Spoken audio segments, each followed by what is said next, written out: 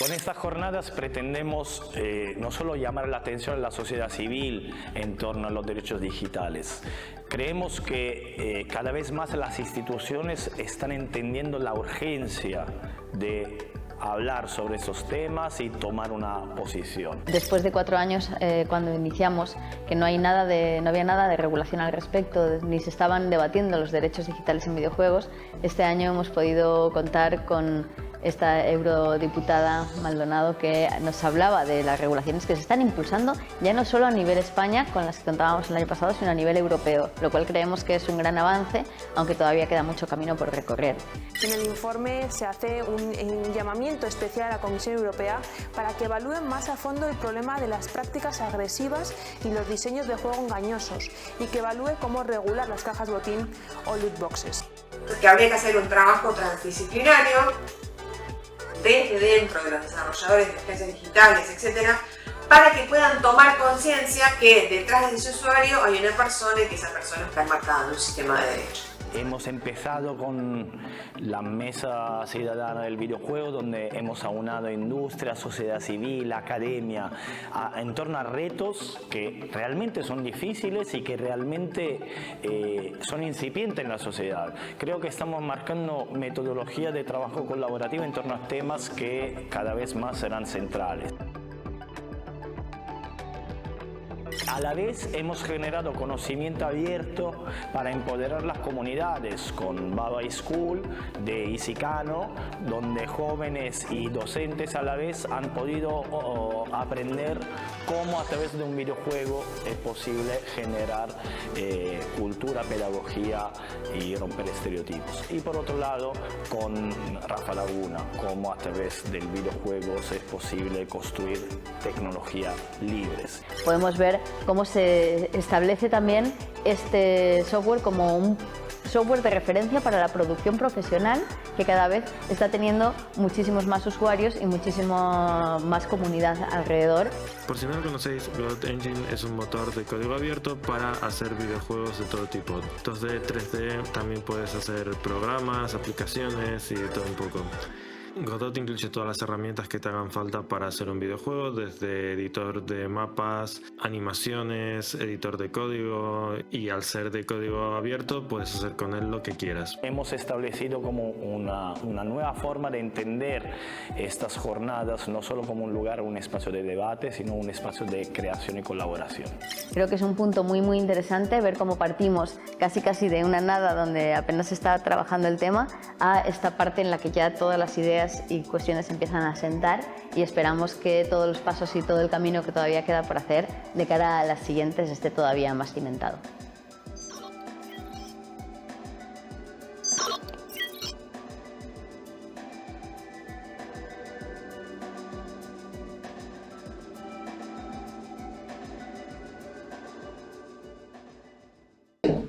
Bienvenidos, bienvenidas, bienvenides a este tercer día y último día de las quintas jornadas en defensa de los derechos digitales en videojuegos.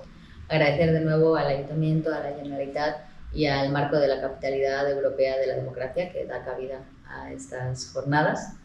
Y tenemos un día muy interesante por delante, porque esta sesión, la tercera sesión, se llama Los videojuegos en disputa, los videojuegos desde el margen y los que vendrán. Y está increíble porque podemos encontrar, aunque el videojuego, como también venimos denunciando mucho tiempo, pues tiene todas estas grandes producciones, todas estas problemáticas, evidentemente también es una herramienta increíble, y hay videojuego en los márgenes, hay prácticas de reapropiación, hay generación de videojuegos desde otros lugares, desde otras miradas, desde otras perspectivas, y es un mundo tremendamente enriquecedor. Todos los proyectos que vienen a mostrarnos hoy, la verdad es que son increíbles y a mí me tienen pero que muy emocionada. Sí, yo creo que el día de hoy representa como esta capa. Sí, yo creo que el día de hoy. Yo creo que el día de hoy representa esta faceta más experimental del videojuego, que, como bien dices, está en los márgenes, donde estos márgenes pueden ser geográficos, culturales, de identidades, de mucho tipo. Y es en este lugar de experimentación donde se estiran los límites, se estira este entendimiento de lo que un videojuego es y no es, cosa que ha pasado a lo largo de la historia del medio, todo el rato. Entonces, si queremos pensar nuevos derechos, si queremos pensar nueva forma de pensar el videojuego en la sociedad, tenemos que experimentar con el medio. Muy esencial la obra que hacen estos artistas, creadores y pensadoras de cómo transforman radicalmente el medio, porque nos dan un indicio de algo que posiblemente vendrá. Así que abrimos la tercera sesión de estas jornadas. Bienvenidas.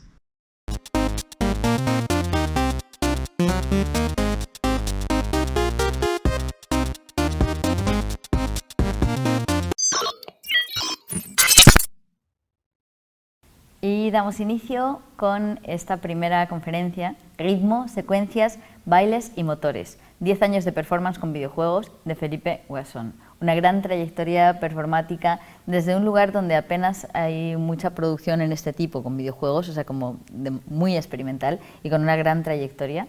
Seguro que nos va a hablar de proyectos súper interesantes. Sin más, le damos paso a Felipe Weasson. Hola a todas, mi nombre es Felipe Weasson, soy artista y trabajo principalmente con videojuegos y sus medios de producción.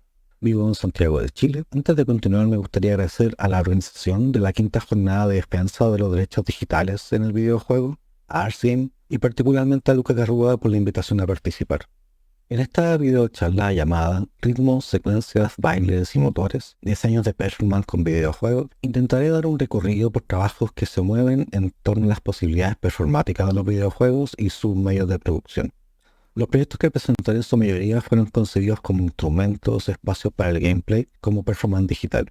En este recorrido intentaré presentar en parte el contexto chileno, del cual surgen los proyectos, contexto de arte y videojuegos marcado por un circuito casi inexistente, que me ha tocado enfrentar desde la colaboración, la autogestión, formatos de presentación temporales e inestables, independencia del sistema de arte establecido y de la industria de videojuegos local. Los últimos 10 años de mi trabajo han girado en torno a los videojuegos. Me interesa saber de qué están hechos, cómo se construyen, cómo nos conectamos con ellos, qué tipo de experiencias levantan. Esto lo he hecho sin plan ni programa, dando golpes sin ver, sin proyectos a largo plazo o guiones, iterando estocásticamente por objetos que me sugestionan desde el consumo, los algoritmos, jugar con los amigos, los cuerpos e entidades virtuales. Evito la competencia y autogestiono financio mi producción haciendo clases en universidades y desarrollando aplicaciones para museos o instituciones educacionales. Mis principales influencias vienen de las prácticas desarrolladas en el colectivo COPE, al cual pertenezco, prácticas marcadas por la libertad, el juego y la autoficción. Desde el 2001 hemos realizado presentaciones ruidistas, azarosas e improvisadas, hemos grabado discos y generado imágenes protomiméticas.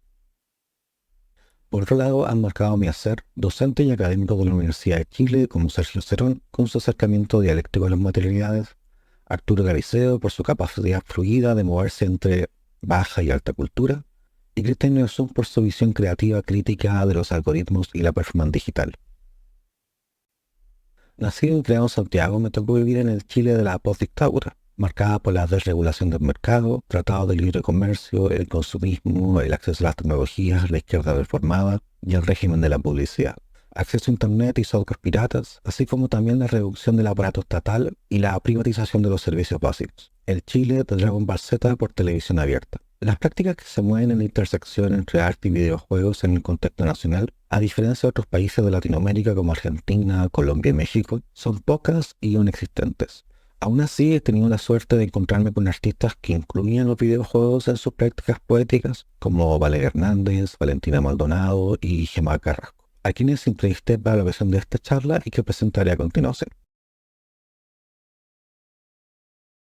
Tengo una necesidad bien importante de crear historias y narrativas. Siempre me ha gustado el diseño de personajes, crearlos y todo lo... Sin embargo, con mi última obra, que para mí era como la más importante dentro de la carrera, desde un principio la concebí como un videojuego, ya que la mecánica que podía tener el videojuego se volvió algo relevante para la trama que quería desarrollar, que es un personaje el cual, bueno, está encerrado en primer lugar, lo cual me remitió mucho a juegos de escape, es como escape rooms y cosas por el estilo de puzzles. Me gustó mucho esa sensación de no solo el personaje está encerrado, sino uno como jugador también está encerrado y tiene que salir. No solo eso, sino que también es un personaje que se encuentra un poco atemorizado con la idea de crecer, con la idea de madurar, con la idea de que sus elecciones, sus decisiones en la vida tengan consecuencias. O sea, está pasando una etapa de donde uno, el niño, no tiene responsabilidades a donde efectivamente sí tiene, que es un proceso bien doloroso. Y trabajé con el GTA, me metí al GTA y encontré un personaje que se llamaba Manuel. Y bueno, Manuel tenía el mismo nombre de un amigo que se llamaba Manuel, el personaje del GTA, y se parecían mucho. Entonces ahí como que me empezaron a pasar cosas con el doble virtual. Tengo el personaje y puedo jugar con Manuel en el GTA y pensar que es Manuel, y empecé a proyectar cosas en el personaje como si fuera Manuel. Esa fue mi primera relación con el videojuego de manera como ingresarla en una producción de obra. Yo creo que por lo general, ¿qué me pasa? Pasa que cuando las ideas vienen como cuando estoy jugando algo y pienso, qué genial sería que en este juego existiera esta dinámica, o se pudiera como explorar tal lado del área de este juego, o qué pasaría si, no sé, Tamagotchi en realidad se basara en la reencarnación y hubiera muchos seres distintos, y porque es un poquito como así. Se me ocurren las ideas jugando juegos, se me ocurren las ideas tratando de generar algo novedoso que me habría dado placer en su momento si existiera. Pero en apps lo que pasó, que ahí como que se me amplió o se me abrió una posibilidad, que era que yo quería que el personaje volara, pero el personaje no iba a volar como orgánicamente como un ave, sino que tenía que tener el jetpack. Entonces volaba con alas rígidas y se veía la propulsión que hacía que volara el personaje. Entonces, en un momento yo dije, que esto es muy raro, muy falso, pero después me empezó a gustar el hecho de que había que encontrar un objeto. En un principio, para mí, yo necesito trabajar haciendo, o sea que necesito estar generando cosas para que las ideas surjan, para que se conecten, para empezar realmente a trabajar. Por lo tanto, yo lo primero en lo que me adentro es en la visualidad de los personajes, de los escenarios, y los configuro inmediatamente cómo se van a ver en un posible videojuego. Ya sea replicando algunos como técnicas o como configuraciones que pueden tener otros, o incluso experimentando con las cosas que me gustan. De ahí paso a la narrativa, a lo que está sucediendo, a lo que se está queriendo transmitir, los complejos del personaje, lo que está pasando, etc. Y esta historia, estas complejidades y estas como intentos de transmitir algo es lo que voy configurando de una forma en la que sea como gameplay, como juego, como qué preguntas hacer, cómo va a interactuar el personaje con los objetos que tiene alrededor, etc. Yo creo que para mí los videojuegos siempre han sido como importantes. Yo no lo veo como si fuese como un momento de desperdicio de tiempo, o porque el ocio yo creo que tenemos que reconvertirlo. Creo que el ocio es súper importante, y en esta actualidad tan rápida, creo que los videojuegos, así mismo como las series o como las películas, son como procesos o sistemas que nos cambian, que nos influyen, que definen en algunos casos nuestras vidas. Le doy cierta importancia en general a todo lo que hago, de una forma como sentimental, por así decirlo, de apego, afecto. Otra cosa que pasó, por ejemplo, con el trabajo en Spatial IO, yo lo que le pedí a las personas de Virreina era que yo quería que el personaje fuera Nephilim, o sea, que fuera una criatura digital. Y el chico lo que me dijo fue, ya, pero Nephilim en el fondo no sé cómo va a reaccionar, porque Nephilim va a tener los comportamientos de un humanoide. entonces no sabemos cómo va a saltar, cómo va a interpretar el personaje humano, ¿cachai? Y ahí pasó que cuando Nephilim, bueno, cuando uno está jugando y quiere saltar, Nephilim salta y se distorsiona entero, es como si fuera como un camarón roto, pixelado, y esa cuestión me pareció, como esos hallazgos, esas sorpresas, son las cosas que a mí me interesan de intervenir en entornos virtuales.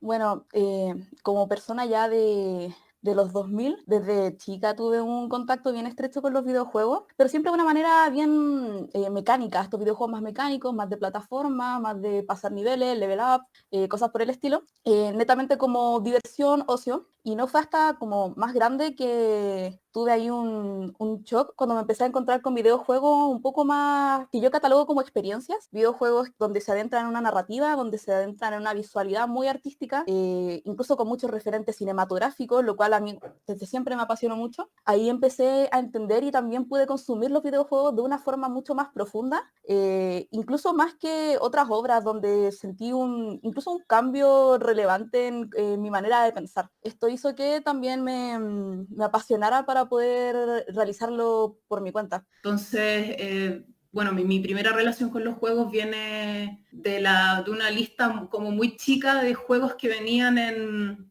el Windows 98, por ejemplo. Jugué mucho Tomb Raider, que no recuerdo muy bien si era el 2 o el 3, pero bueno, comenzaba Lara Croft tipo en un templo en la muralla china. Entonces, a mí me gustaba mucho que las aventuras de ella siempre implicaban que la tipa tenía que viajar y ver otros lugares, y para mí esa idea era como muy fascinante, de tener de poder viajar, porque era el personaje de una tipa aventurera en el fondo, que tenía que cumplir misiones y todo. Entonces, siempre me interesó eso de los videojuegos, como más allá de resolver, no sé, acertijos o llevar a cabo ciertas estrategias o misiones, me interesaba más la cuestión contemplativa del videojuego, como meterme en el mundo y poder contemplar dentro, no perderme en el ritmo del juego. Bueno, lo bueno de ese Tomb Raider era que uno podía andar en auto ya, al menos en ese, y podías nadar. Entonces también había una relación había como otra relación con los objetos que estaban dentro del juego, o con el agua, ponte tú, cómo el cuerpo flotaba, cómo se veía el cuerpo pixelado de Lara Croft en el agua. Y eso para mí era como una evolución en la experiencia del usuario. Y bueno, más tarde en mi adolescencia la cuestión cambió y tuve como una relación muy fuerte con Jabo. Jugué mucho Jabo, conocí a gente de diferentes lugares del mundo y hice muchas amistades que después conservé, agregaba a Messenger, después a Facebook, como eso me pareció bueno, y tuve mis primeros trabajos virtuales también en Jabo. Bueno, mi gusto por los videojuegos partió cuando era muy pequeña. Nosotros igual fuimos yo creo que como familia somos todos un poco ludópatas. Siempre nos gustaron hacer puzzles o jugar a la gran ciudad o sea, Monopoly. Siempre como que estuvimos involucrados en los juegos de alguna manera. Y mi papá, cuando éramos muy pequeños, recuerdo, así como mis primeros recuerdos, que compró una Atari para mi hermano. Mi hermano es informático, mi hermano mayor. Y yo tampoco es que entendía mucho cómo funcionara, pero me recuerdo que me gustaba mucho este juego que se llama Alicat, que es un juego bastante sencillo donde tienes que como atrapar ratones o algo así de Atari. Me pareció súper interesante y curioso que con el Atari cada vez que apretabas una letra, cada letra era un juego. Siempre fue algo curioso, pese a que en esos tiempos todo lo que era tecnología estaba ligado a los hombres. Yo no podía tampoco involucrarme mucho. Después mi hermano tuvo una Sega Genesis y por lo general necesitaba un segundo player para ciertos juegos, y conocí algunos juegos como clásicos, World of Illusion, Aladdin, El Rey León, juegos súper clichés que eran como los que podríamos como adquirir por acá en Concepción. Luego logramos encontrar un caballero que podía arrendar juegos, porque acá no había videoclub ni como que lugares donde podrías arrendar juegos era muy difícil. Y me gustó mucho Earthworm Team o Sonic o Mortal Kombat, aunque no me dejaban jugar porque era mujer. El Metroid, porque efectivamente creo que era el primer juego donde fue protagonista una chica. Me generó como un impacto. Creo que es uno de mis juegos favoritos. Luego, después en el compu, recuerdo mucho haber tratado de comprender Lemmings, no lo entendí. Carmen Sandiego, SimCity, Age of Empires, Worms, Constructor. Esos juegos eran como difíciles de encontrar, pero los logramos como adquirir a través de unas revistas que compraba mi papá, donde venían como demos en ese tiempo. Así era como conseguías como no sé, las cosas. Posteriormente mi hermano logró tener una Play 1 y Play 2, y ahí creo que algunos juegos me marcaron mucho. El Diablo, Soul River, Spawn, Crash Bandicoot, Buster Group, Parappa the Rapper, después Okami, Tony Hawk, Spyro, Resident Evil. A ver, Final Fantasy también me marcó mucho la estética. Me parecieron súper estimulantes los juegos, pese a que eran los 90, 2000, como que la tecnología estaba siempre ligada como a lo masculino.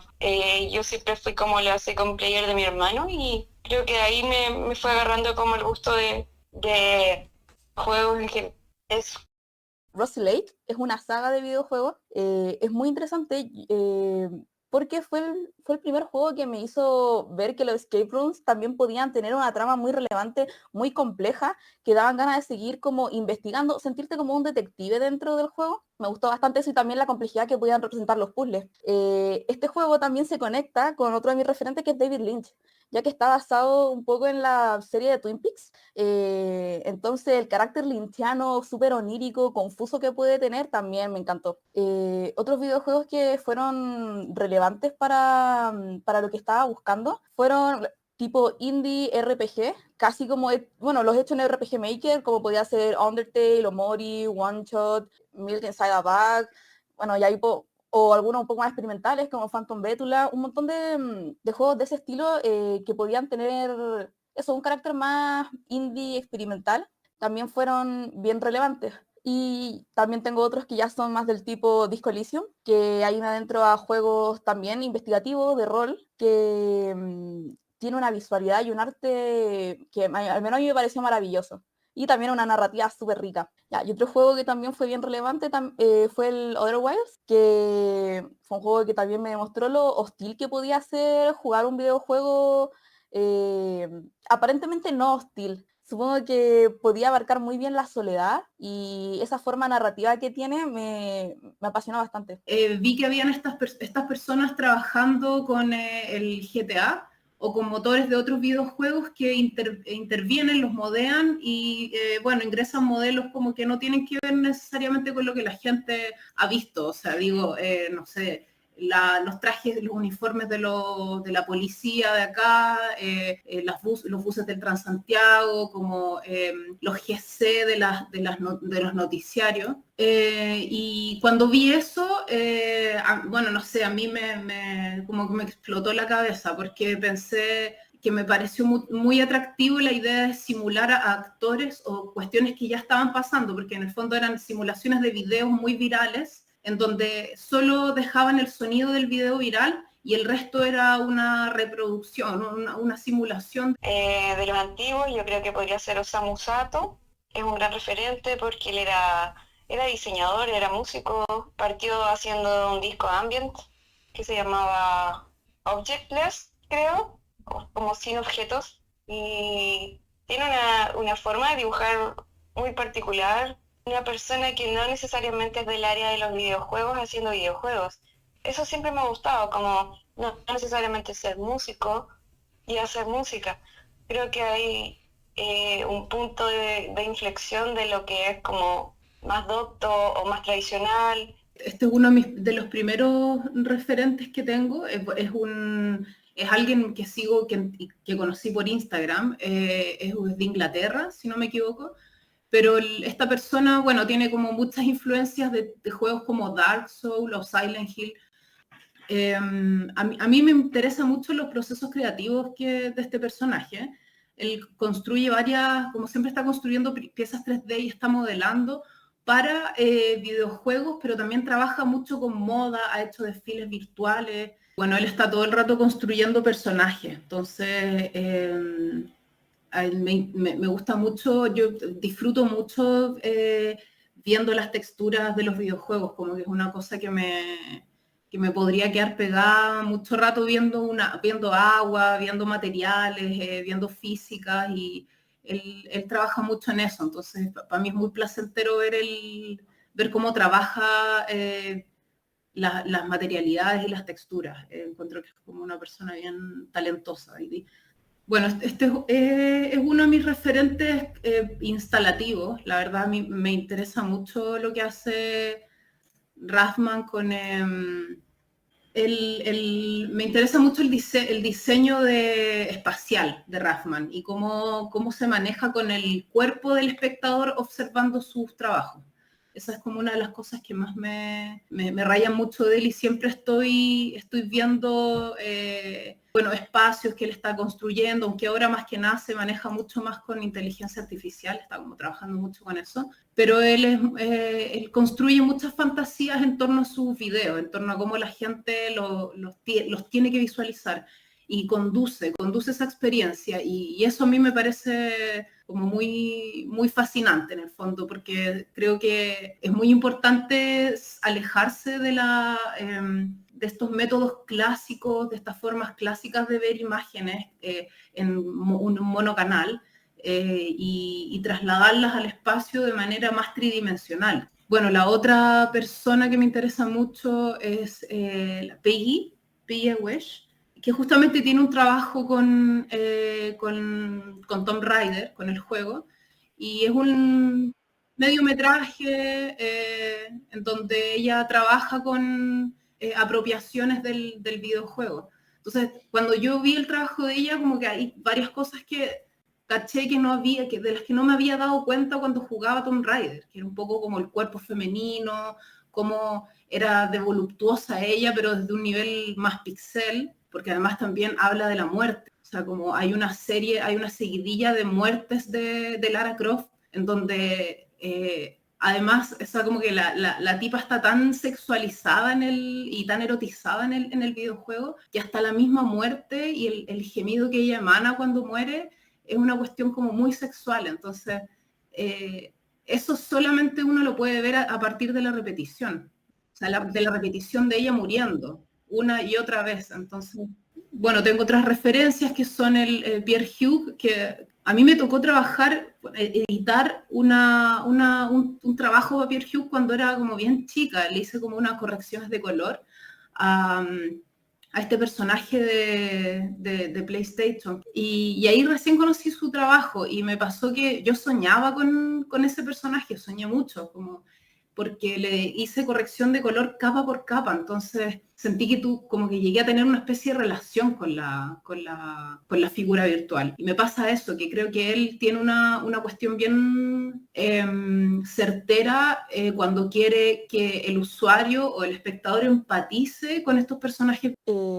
Sí, bueno, supongo que podría ser bien crítica al respecto a la hora de hablar de lo difícil que puede ser, si te quieres dedicar a eso, a lo complejo que es establecer redes, lo complejo que puede ser autoenseñarse, en especial si no tienes educación como tal de videojuegos, software, etc. Pero me gustaría quedarme más con una visión un poco más optimista que también fui desarrollando, ya que hablando con compañeros, ya sea de mi facultad, de mi carrera o de otras carreras, me doy cuenta de que hay un interés súper grande en esta área, a pesar de que pocos se aventuran, a poco les da para hacerlo. porque es muy incierto el futuro, efectivamente, sí genera un interés bastante importante. Me he encontrado con muchas personas a las cuales el solo mencionar que, por ejemplo, estoy trabajando en un videojuego o animación, les apasiona, e incluso me pueden hasta decir, oh, yo también quiero, o si necesitáis ayuda, me avisáis, o déjame, no sé, ser un beta taster de tu juego porque me encanta, o cosas por el estilo. Hay mucho interés en las generaciones más jóvenes y eso supongo que me da un buen augurio. Yo creo que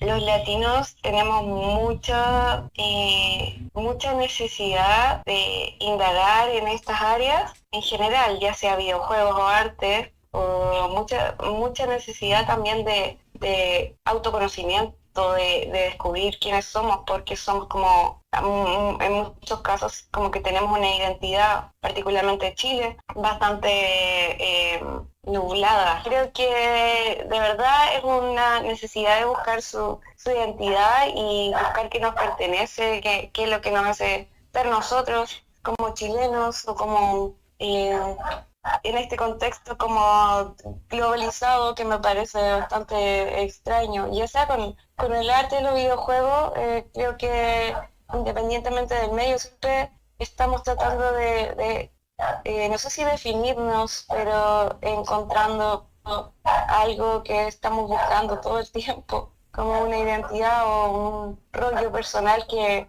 aclarar o aliviar. Y me parece que Latinoamérica es súper creativa y es muy necesario encontrar medios que nos alivien en ese sentido, porque somos un país sobre todo súper dolido, con muchos como conflictos internos, por así decirlo.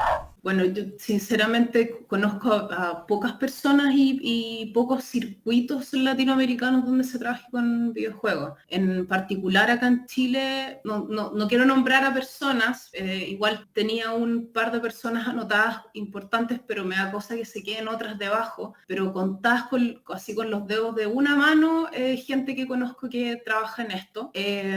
También considero mucho a las personas que están trabajando con realidad aumentada o realidad virtual, que para mí igual sí, no es con los videojuegos literalmente, pero sí con los códigos al menos.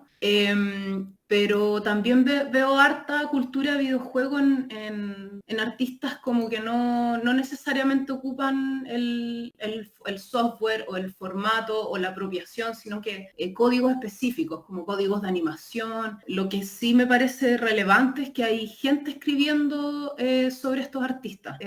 Tienen estos colectivos en donde están dejando registros de lo que está pasando con la escena local, y ahí también hay personas que han escrito ensayos que me parecen muy relevantes dentro de esta pregunta sobre los videojuegos en la escena local, que una es Javiera Gómez, que tiene como un ensayo sobre los avatares y la relación con los influencers virtuales, por ejemplo, y Florencia Guevara, que es una muy amiga, que es mi curadora, y ella, está escribiendo sobre realidad aumentada. Lo que valoro mucho, porque a mí me ha costado mucho encontrar a personas con las que hablar ciertas cosas y que nos imponíamos información. Entonces, creo que para mí está un poco, desconozco un poco la escena, no tengo un panorama súper armado de lo que está pasando acá localmente. Siento que es poca la gente, es poco el movimiento. Y lo que sí destaco, yo el año pasado,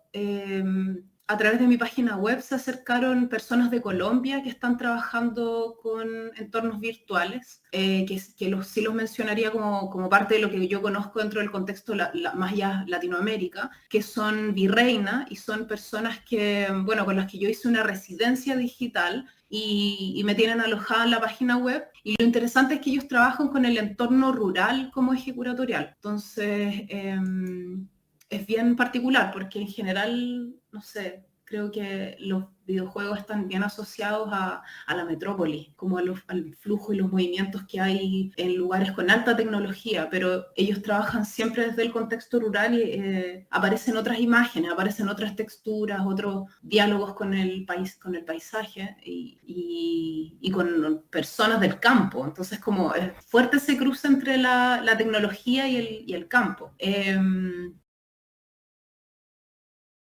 Al igual que las artistas entrevistadas, tengo algunos juegos y software que han influenciado mi práctica. Una de las memorias de infancia que vienen constante a mí es jugar con mi papá, no al fútbol, sino que a Warfare 3D de ID Software. Analizamos el espacio, pensamos en estrategia e intentamos resolver los diferentes niveles de la versión demo. Nunca tuvimos acceso a la versión completa. Software y demos de juegos se movían de mano en mano o se encontraban en ferias o persas como el Video departamental. Podías encontrar software para producción audiovisual, para componer música o editar audio, dibujar y hacer animaciones. Entre ellos Fruity Loops o FL Studio, o en mí una huella de la que no me he podido deshacer. Estructuras multipista, multitiempo, pasos y secuencias, samples y carpetas llenas de archivos. En una de las primeras presentaciones de COPE, aún en el colegio, usábamos los archivos de audio del juego Carmageddon 2, que se podían acceder directamente de la carpeta de juego. Los integramos a Fruity Loops e hicimos composiciones realistas e improvisadas. Particularmente interesante era cuando un computador era incapaz de reproducir tantos audios al mismo tiempo y comenzaba a quedarse atascado a una frecuencia regular que oscilaba en velocidad cada ciertos periodos de tiempo. De esta presentación no quedaron registros. Otro software que me influenció fue RPG Maker, que a finales de los años 90 había sido liberado por sus desarrolladores japoneses y que luego fue traducido al inglés por una comunidad de aficionados. Un primo me lo recomendó e inmediatamente comencé a usarlo. Durante esos años jugué varios juegos RPG a través de emuladores y estaba muy sugestionado por el género. Hice prototipos que nunca terminé, en los cuales incluía a mis amigos y armamos historias sobre el colegio de un modo absurdo, obsceno y surrealista. De esos juegos no quedaron registros. Por último, mencionar a Garry's Mode como una influencia posterior. Garry's Mode me permitió comenzar a pensar sobre los sistemas y estructuras que existen tras las bambalinas de los videojuegos y que permiten el surgimiento de ciertos tipos de experiencias digitales. Ractors, explosiones fuera de contexto, cuerpos conectados unos con otros y máquinas imposibles quedan en mi cabeza. De estas operaciones sin conocimiento técnico, acercamientos lúdicos a los diferentes sistemas que permiten el gameplay y por sobre todo participar de un consumo compulsivo de juegos, nacen varios proyectos como un Copy Mix, realizado junto a Javier Iguana Díaz, artista visual, orfebre y diseñador de Art Toys, el año 2009.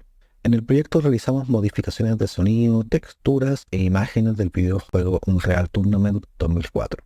El material audiovisual que reemplazó al original provenía de la producción Historia Gráfica del colectivo COPE e imaginamos un Unreal Tournament como una máquina de mezclas, un secuenciador que podría remezclar nuestra propia historia en clave médica y espectacular. El proyecto se presentaba como una performance audiovisual con 2 proyectores y amplificación de audio, donde Iguana y yo jugábamos una partida Deathmatch Free for All durante 20 minutos.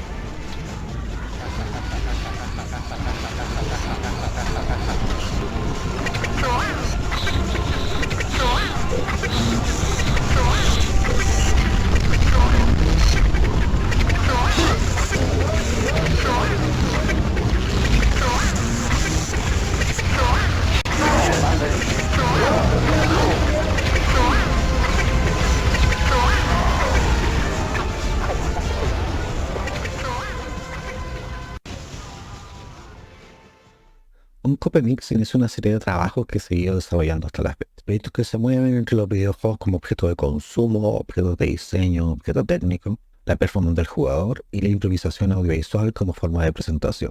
El que continuó tecnológicamente fue The Take It Game, proyecto marcado por mi encuentro con el motor de videojuegos Unity en el año 2014. A diferencia de un Copemix, Take It Game fue hecho desde cero, esto estimulado por las facilidades que daba la herramienta de desarrollo y mi deseo por construir espacios de interacción y uso específicos para verlo.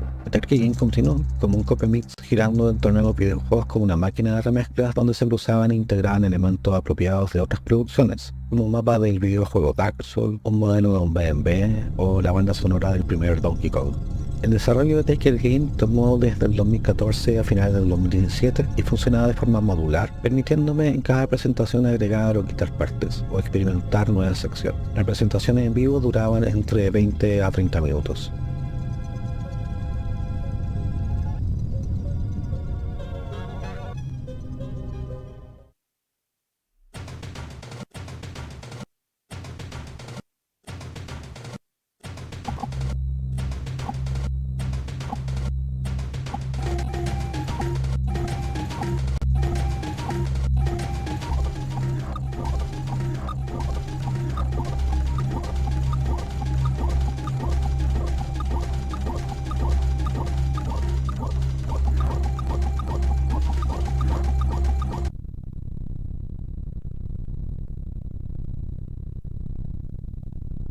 Entre el 2017 a finales del 2019 desarrollé 3 proyectos en los cuales quería explorar con entidades que permitían moverme, lanzar, interactuar con ellas en una dinámica continua y azarosa.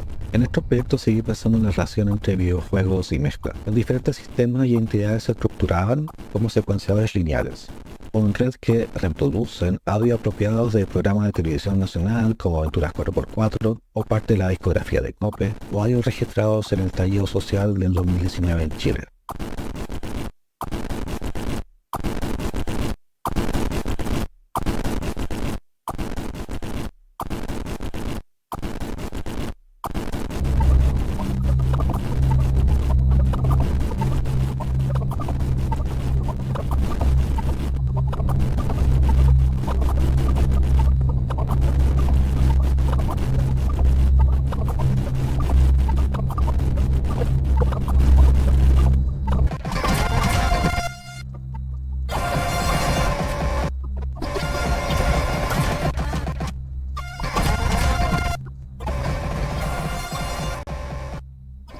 A finales del 2018, junto a Sean Moscoso, artista, compositor y académico de la Universidad de Chile, conformamos el colectivo Chapel Shuffle, en el cual hemos estado desarrollando proyectos sin interrupción hasta el día de hoy. El primero de ellos se llamaba Shape Tentacle Sec, el cual consistió en el diseño y desarrollo de algo que parecía un videojuego para 2 jugadores y que presentamos en vivo. Cada uno de los jugadores con avatares de arañas tenían roles diferentes. El rol de Sean era manipular y construir secuencias de audio que estaban contenidos en objetos que podían ser tomados y disparados. Los objetos tenían la capacidad de adherirse a objetos de mayor tamaño que hacían las veces de secuencias. Y estas a su vez se podían adherir a objetos arquitectónicos, creando así secuencias de secuencias, produciendo estructuras a niveles visuales, sonoras y en movimiento. Todos los elementos visuales y sonoros que aparecen fueron obtenidos de plataformas online de distribución de insumos para el desarrollo de videojuegos como la Asset Store de Unity.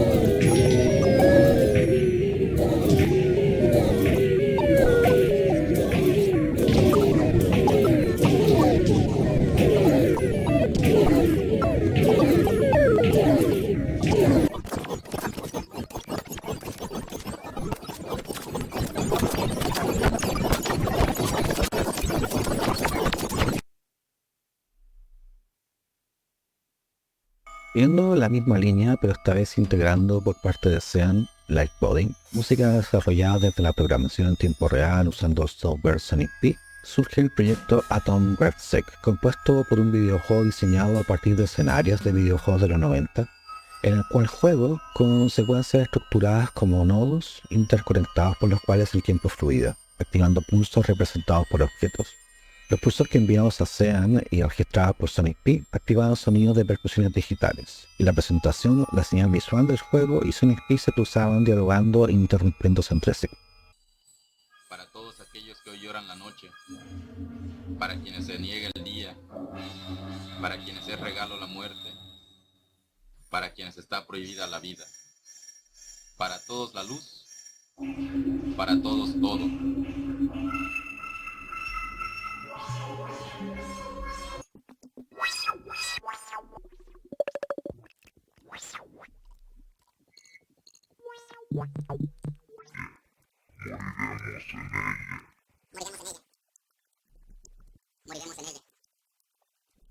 Moriremos en ella. Moriremos en ella.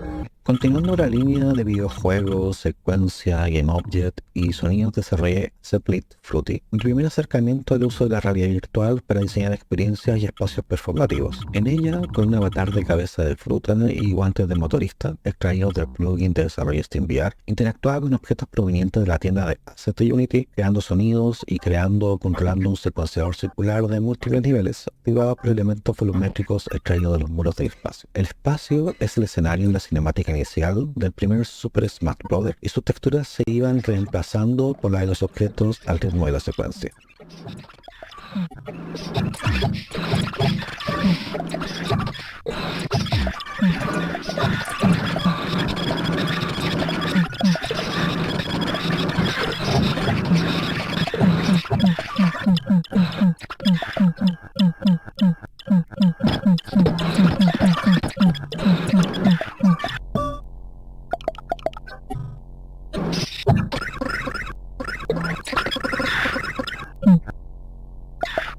Volviendo a Chapel's Chapel, el año 2021 creamos Dazzling, que continúa el método de trabajo y forma de presentación desarrollado en los proyectos anteriores, inspirado por los sistemas de Active Ragdoll, como los presentes en GTA 4, Gunbeast o Human Fall Flat. Quería trabajar con elementos físicos vinculados a entidades con movimiento, pulsiones y propiedades de seres vivos.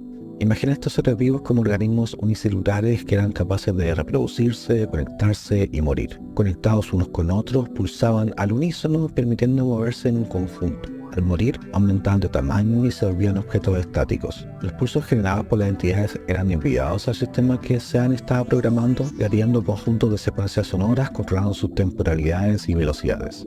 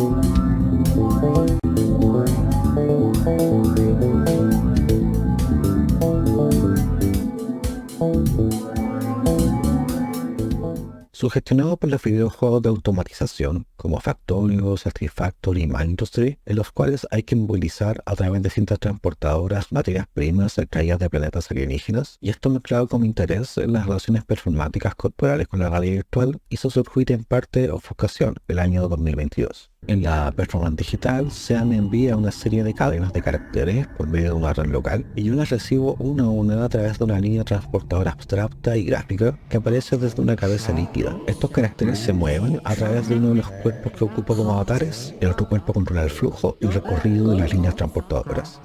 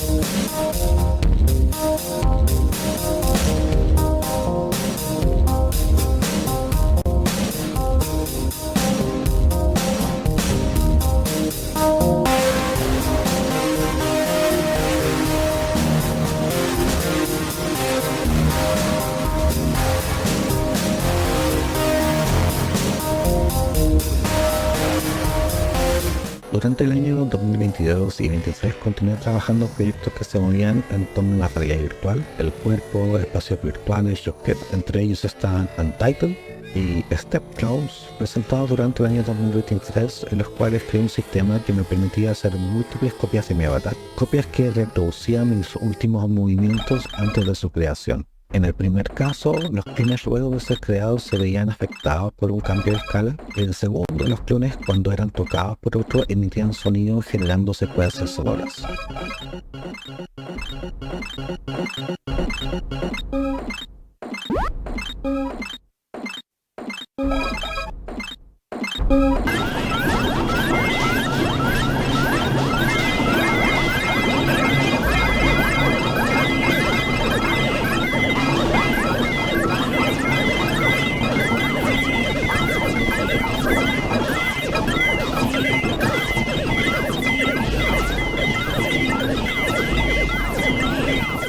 El último proyecto de Shuffle a la fecha fue SnowRunner, el cual surgió de las casi 50 horas de juego compartido con Sean de SnowRunner. SnowRunner es un videojuego de simulación de manejo orientado principalmente a la conducción de maquinaria pesada en lugares en una especie de estado de suspensión semi-posapocalíptica, en donde el objetivo era llevar materiales de construcción y materias primas de un lado a otro de una región. El centro de la experiencia está en la habilidad de conducción sobre terreno irregular, generalmente barro, de camiones de carga pesada. En esta mecánica de juego cruzada con las ideas de Dancing, surgió la imagen de autómatas celulares que, constituidos por parte de camiones de logística empresarial, se moverían en un espacio tridimensional buscando recursos y bañándose en charcos de sangre. Por su parte, Sean trabajó con las sonoridades de las bandas tuareg, cortando y mezclando trozos de sus sonidos producidos en la poética del norte de África. Sean también incluyó el uso de ciclos, zampoñas, con la intención de explorar desde la performatividad instrumental los vientos andinos. De esta forma intentaba articular ambos modos de producción musical en un cruce con las complejidades algorítmicas que genera la música basada en objetos del lenguaje sonoro de los Tirarawen.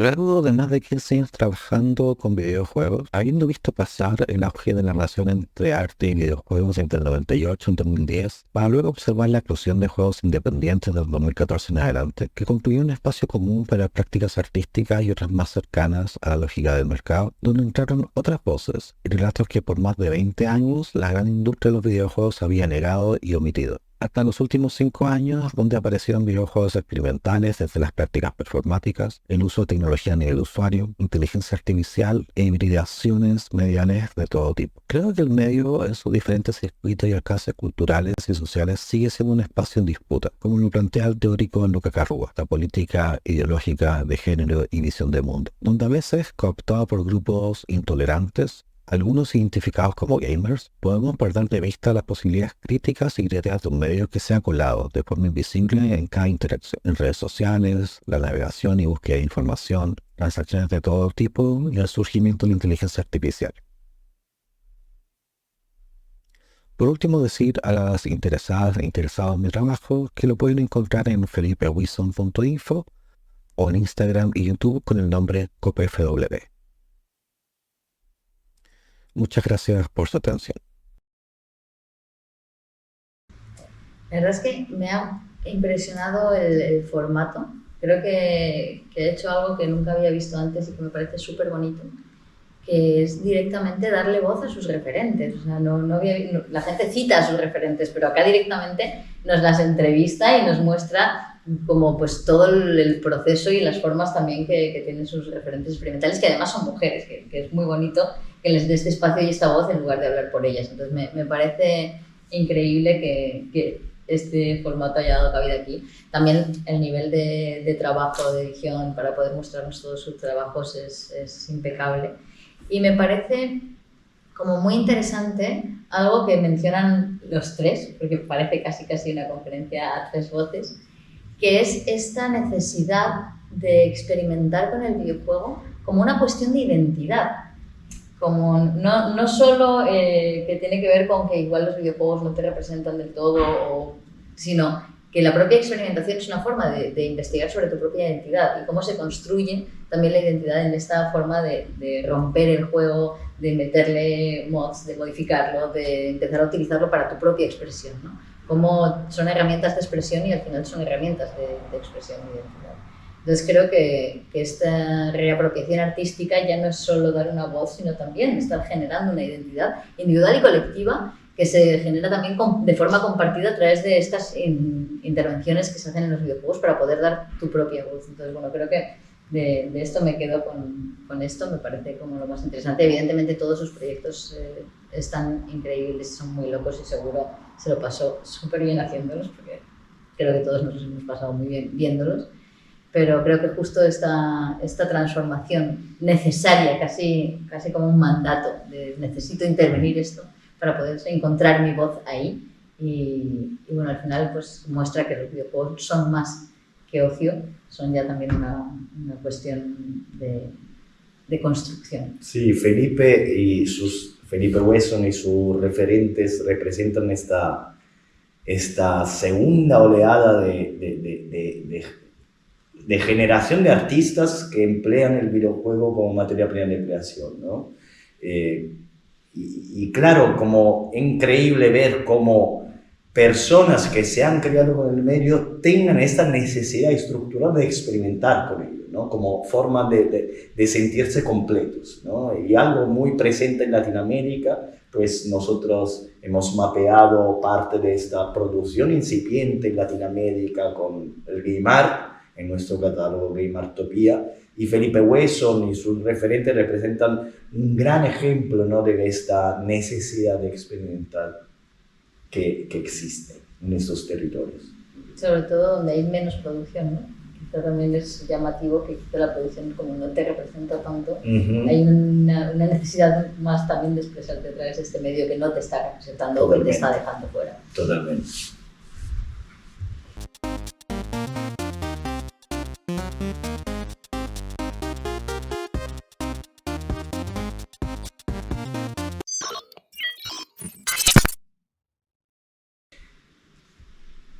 Y ahora damos el paso a Fabio de Zona Huarpa con una ponencia en inglés con subtítulos The Means is the End, Temporary Autonomous Zone and Subversive Game Design.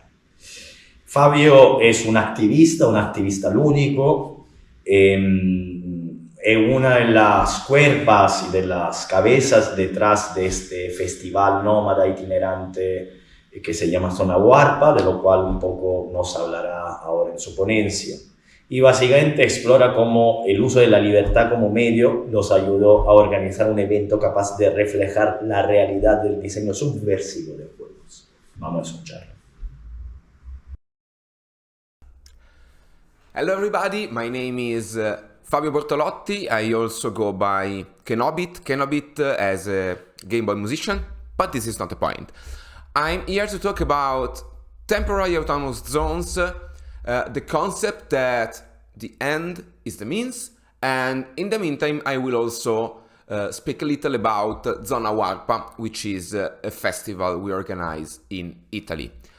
First of all, this all started because of Zona Huarpa, and I will use Zona Huarpa as an example to talk about what I'm going to talk. Also, of course, apologies about my English, which is not clearly my first language. So, Zona Huarpa is what we call la festa del videogioco ribelle e itinerante, meaning we are using the word festa, which is not festival. Festa is just a party, la fiesta. And indipendente, because it's independent. Itinerante, because it's moving all the way in Italy. We are not only doing parties in one city, because we want our message and the thing we put up to be accessible not only to people in the usual big cities, which in Italy it's basically Milano and Rome, but we want it to be accessible even in a geographical way. And Zona Huarpa and also Videogioco Ribelle, rebel video game, because we believe that there is a huge, almost untapped, subversive potential in video games, and that the potential is there, but in order to wield it, we need people to wield it. And in order to have people to wield it, we need to let it be known. We need to reach people, and we need to make contact with people that are not only the usual video game crowd of enthusiasts and already developers. We believe in the changing power of video games, and this is why we are doing our best to extend access to those video games everywhere. So this is stated. We do have a manifesto on the website, which is www.zonahuarpa.it, just in case. And our very first concept, and I am talking about this not to advertise Zona Huarpa, but because this is these are all of the reasonings that end up inspiring this talk. If our goal is to unlock the subversive power of video games, we need people and knowledge. So we decided to make a festival, a party, where we can do both of those. We can organize workshops, talks, and experiences that teach people how to play video games. And we quickly realized that we needed to think about accessibility, not just because it's the right thing to do, and it's the nice thing to do, but because it's a strategic thing to do. If we want to use video games to change the world, if we want to even dream about the revolutionary power of video games, we need a lot of people. And so we need to destroy every barrier between the people and the knowledge and the fun and everything that video games represent. So and also, if we want to change the world, we need all kinds of different people with different lives, people with different upbringings, people with different abilities or disabilities. And this is why the very first thing we say in our manifesto is that we want to destroy the barriers. And also, the other goal of Zona Warpa is to use video games both as an empowering media and as a link between people. Video games can be the art of a party. Video games can bring people together. Video games can make friendship blossoms. And in a society that it's more and more atomized, everybody is alone, having people connecting is subversive in its own way. So this is what Zona Warpa is. And now I'm going to talk and reflect on how we made it happen, exactly in the sense of how, where, how, what choices did we do. The very big inspiration about this came from the work of Hakim Bey. Hakim Bey was a poet, writer, an anarchist. Well, kinda an anarchist. I don't think he would have liked to be labeled as anything other than Hakim Bey, thinker. And his most famous work is called TAZ, T-A-Z, which means temporary autonomous zones. Of course, it's an incredible book, it's an incredible read, and I'm pretty sure you can find it for free on the internet, so I highly recommend not taking my word and my very quick recap of the book and to read it yourself, because it's awesome, it's awesomely written, it's very nice.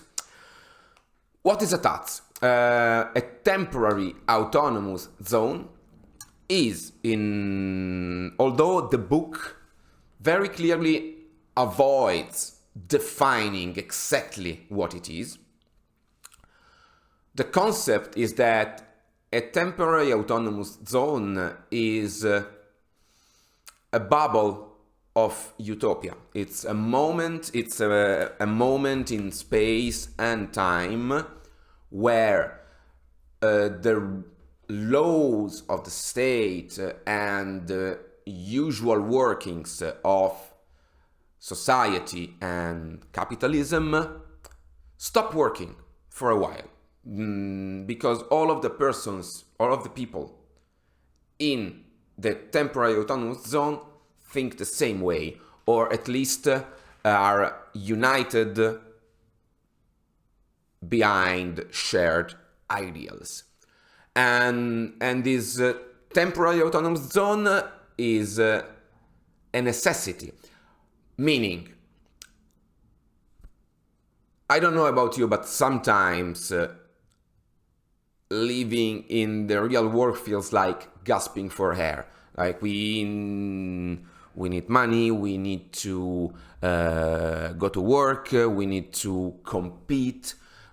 Even in stuff we love, even in video games, sometimes we end up competing, even with our own friends. And I think it's really, really, really tiring. And sometimes I feel like I'm really gasping for air. Because capitalism is basically everywhere. It looks like there's no escaping it. And I think video games are a very good demonstration of this, because even though we have bright ideas, dreams, and ideals, at the end of the day, we need somehow to deal with all of the structures of capitalism that apply to video games as well. So, the very nice description that I find is that sometimes, because of a fortuitous occasion, or because of the work of collectives, activists, or whatever, in this lack of air of capitalism, where profit and competition suck in all the air, somewhere, somehow, some bubbles of air remain.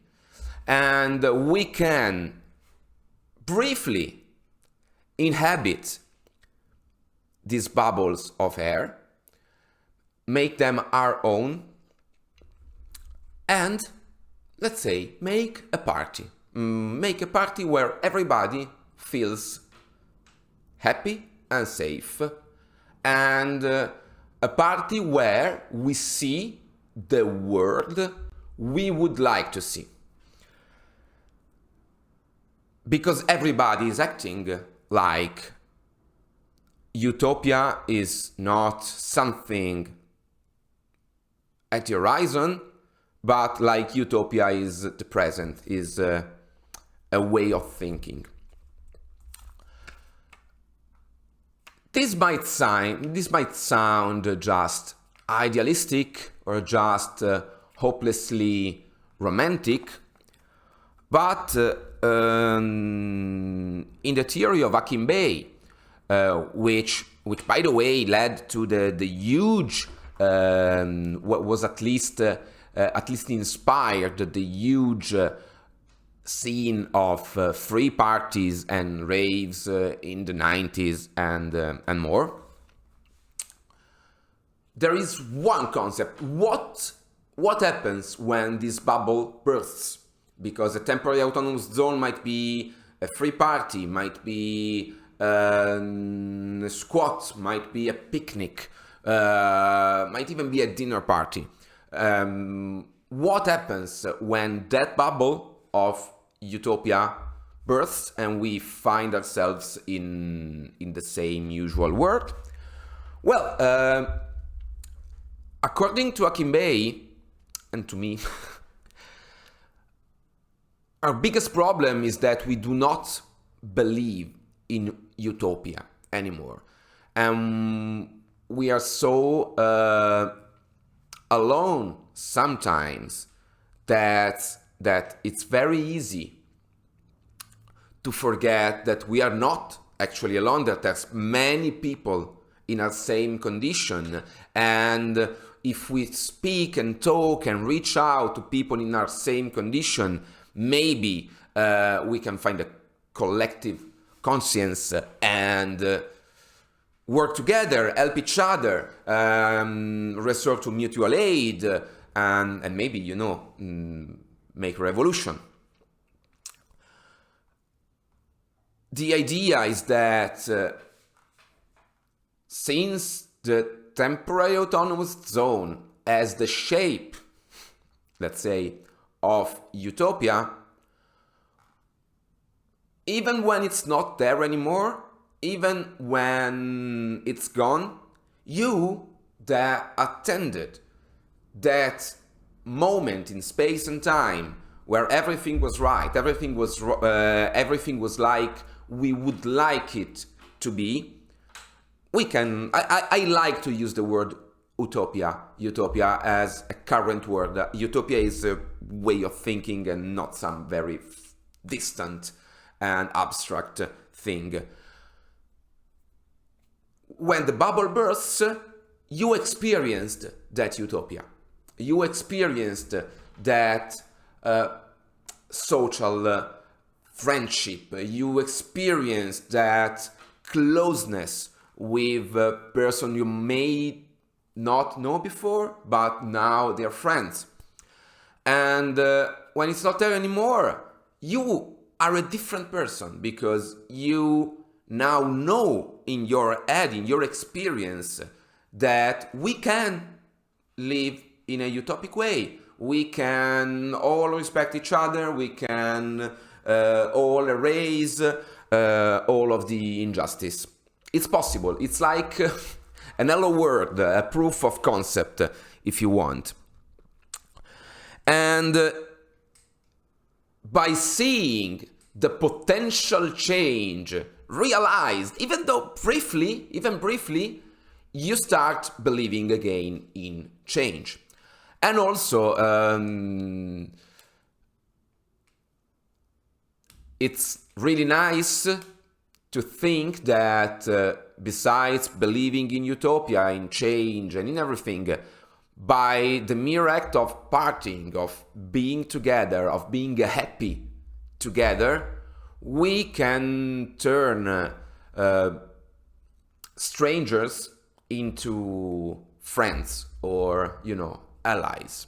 And to me, this is beautiful. And this takes us to the title of this talk, which is "The End is the Means, and the Means is the End." Because in what I just described, the experience is the message.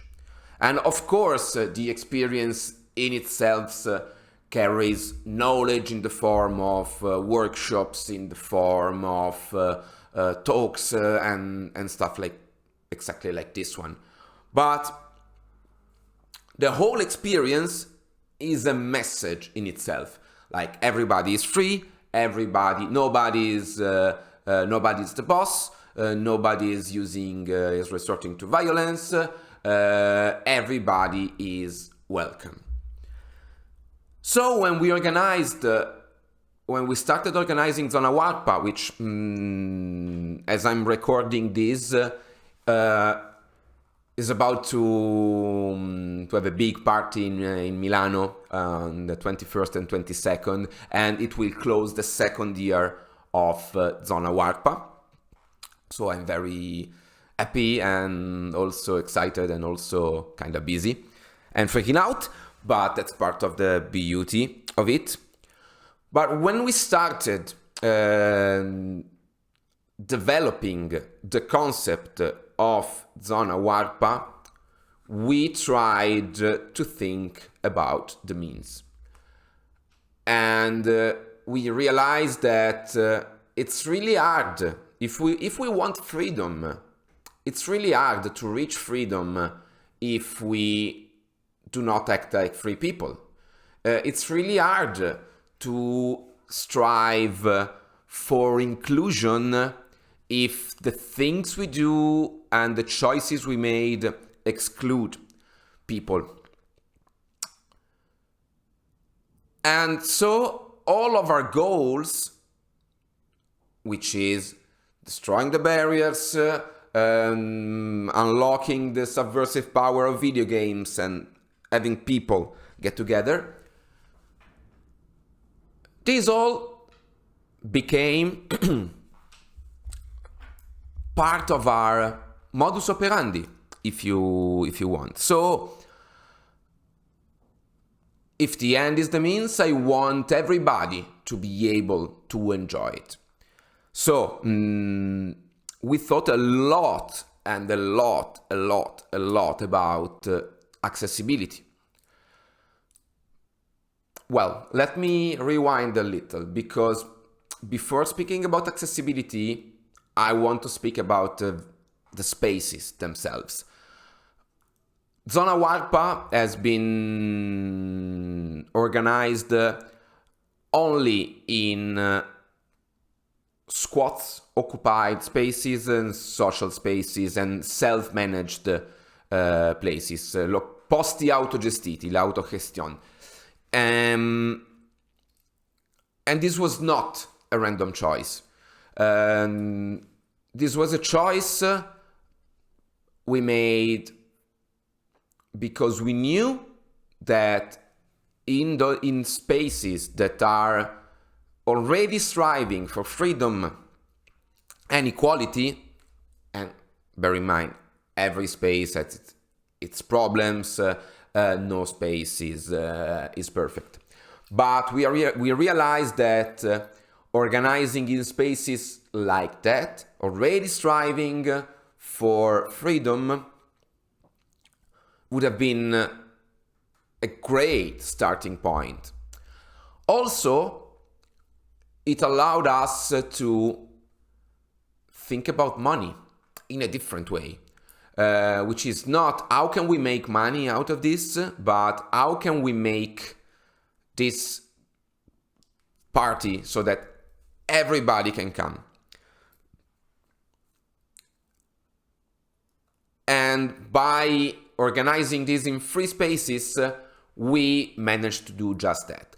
Zona Warpa is a free party. No, not a free party in the sense of a rave, of course. It's a party, it's a festival, let's say festival, that is free. Entrance is donation-based, it's free. If you do not have any money, you can come to the party and we will not send you away. It's much more likely that if you say, I don't have any money, we will offer you a beer, maybe. So everybody is allowed to participate. And we think this is especially important in video games. If we want people, if we want more people able to develop games, to tell their stories or their battles or their ideas, and more people to enjoy games so that people making games to communicate ideas and battles have a bigger audience and such, we need as many people as we can. And I don't know about the rest of the world, but in Italy, the topic video games and money is quite hot because, of course, you know, the mainstream video game scene is very expensive. AAA games are very expensive and such. But what's even more expensive is the education. It's the access to the education you need to make video games. We have some private schools in Italy, some of which are actually very good. This has nothing against those schools, but those schools have a problem, and the problem is that they are very expensive, and maybe they need you to move to another town where the school actually is. So you need money to pay for the tuition and money to pay for your life in another apartment. And the result, at least in Italy, is basically that if you want to make video games and you kind of have to be rich or crazy or both. And we don't want it to be that way, because if only rich people can afford to make games, we will that subversive potential of game design we keep talking about will not materialize, because we will have video games that are a direct mirrored image of the status quo, which is not what we want. We want to subvert the status quo, so we want video games made by people that usually do not have access to the knowledge, and the knowledge is power, to make those games. So we said, okay, so the end is really the means, because I cannot have many people making video games if I don't make the education and the things I'm doing to make people make video games available to everybody. So, as I told you, we have the entrance to the party is free/donation based. There's people that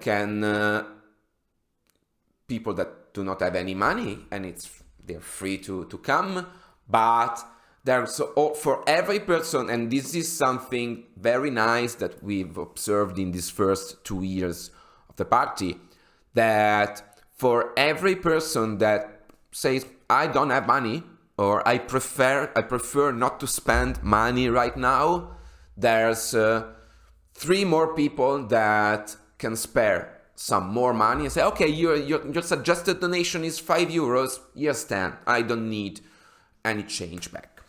And this worked really well. A donation-based festival with no sponsors, because of course if you have sponsor, be them commercial or institutional, you do have to work within some limits. You do have to respect that sponsor, you have to make some things that make that sponsor happy, and you must not make things that make that sponsor not happy, of course. But we've observed that with using free liberated spaces like squats, in Italy we call them centri sociali, social centers. I don't really know which is the exact word in English, but just to define them to anybody that might not be familiar, when I say centro sociale and spazio occupato, squat, we think of places that were usually abandoned by capitalism because they were not profitable anymore. So, buildings, abandoned buildings in the city collecting dust. And there are some people doing the quite illegal thing to go there and reopen it and start building stuff in there and organizing events, parties, and actually I'm talking about parties, but in social centers in Italy there's all kinds of social and mutual aid activities. There are spaces that organize food distribution services, legal help for migrants, and even language schools. So it's quite nice. It's quite nice. So by going to a liberated space that will not ask for money to give us the space, because by going there we are contributing to their project, we are bringing meaning to the space. And by having a donation-based entry fee, which is not a fee, we found that we can organize a party where everybody is welcome, and with all of the things we need in a video game party. We need computers, we need space, we need electricity, we need music for the night, we need food for the people. Also, we started, when we talk about economical accessibility, we also speak about food. The entry at Zona Warpa is donation-based, and the food in Zona Warpa is donation-based. We cook ourselves, we make as many delicious but cheap vegan food we can make, and we serve it to people, and everybody can just donate, can pitch in how much they can afford. If you can afford zero, that's fine. It's the same line of reasoning we have for the entrance fee. we also, since the means are the end, we also started working on inclusivity by thinking of it as not exclusion, like thinking of it not like an afterthought, like, yeah, we need to add this for accessibility reasons, but we need to build the thing from the ground up on accessibility, which, by the way, is one of the major challenges when working with liberated spaces, because some of those are in a rough condition, and it's kind of hard to make them compliant to the needs of a wheelchair, for example. But we did it, and we started thinking of all of the possible things that might exclude you and make you feel not welcome and not comfortable. So we have some basic things. We have, of course, an accessible place in terms of I don't know the English word. In Italian is barriere architettoniche, which is architectural barriers. I don't know. I am sorry. But also we always have a chill area for people that need some respite, some a moment, and no flashing lights and no loud noises. This is all pretty standard, but organizing these in a self-funded, a festival which is funded from below without sponsor can be tricky, but can be done. And the other thing we started thinking about is the kind of offering we make. We have a selection of talks and workshops, some of which is about skills. Learn how to use this framework. Learn how to work with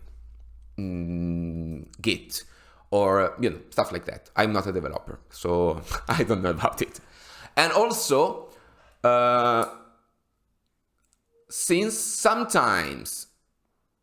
since video games have been part of the mainstream in a very specific way for the last 20, 30, 40 years, we also want to reach people that normally says, yeah, I don't care about video games, or yeah, I never understood video games, or I never had time to work with video games, to actually enjoy video games. So we have technical talks, but also, and I think this is also a matter of accessibility, talks that are just theory, speaking about game design, speaking about examples, telling stories about video games, or just thinking, like the next edition we have a talk about video games and anti-specism. So these kind of things. To wrap it up, we found that even though our parties are not perfect yet, and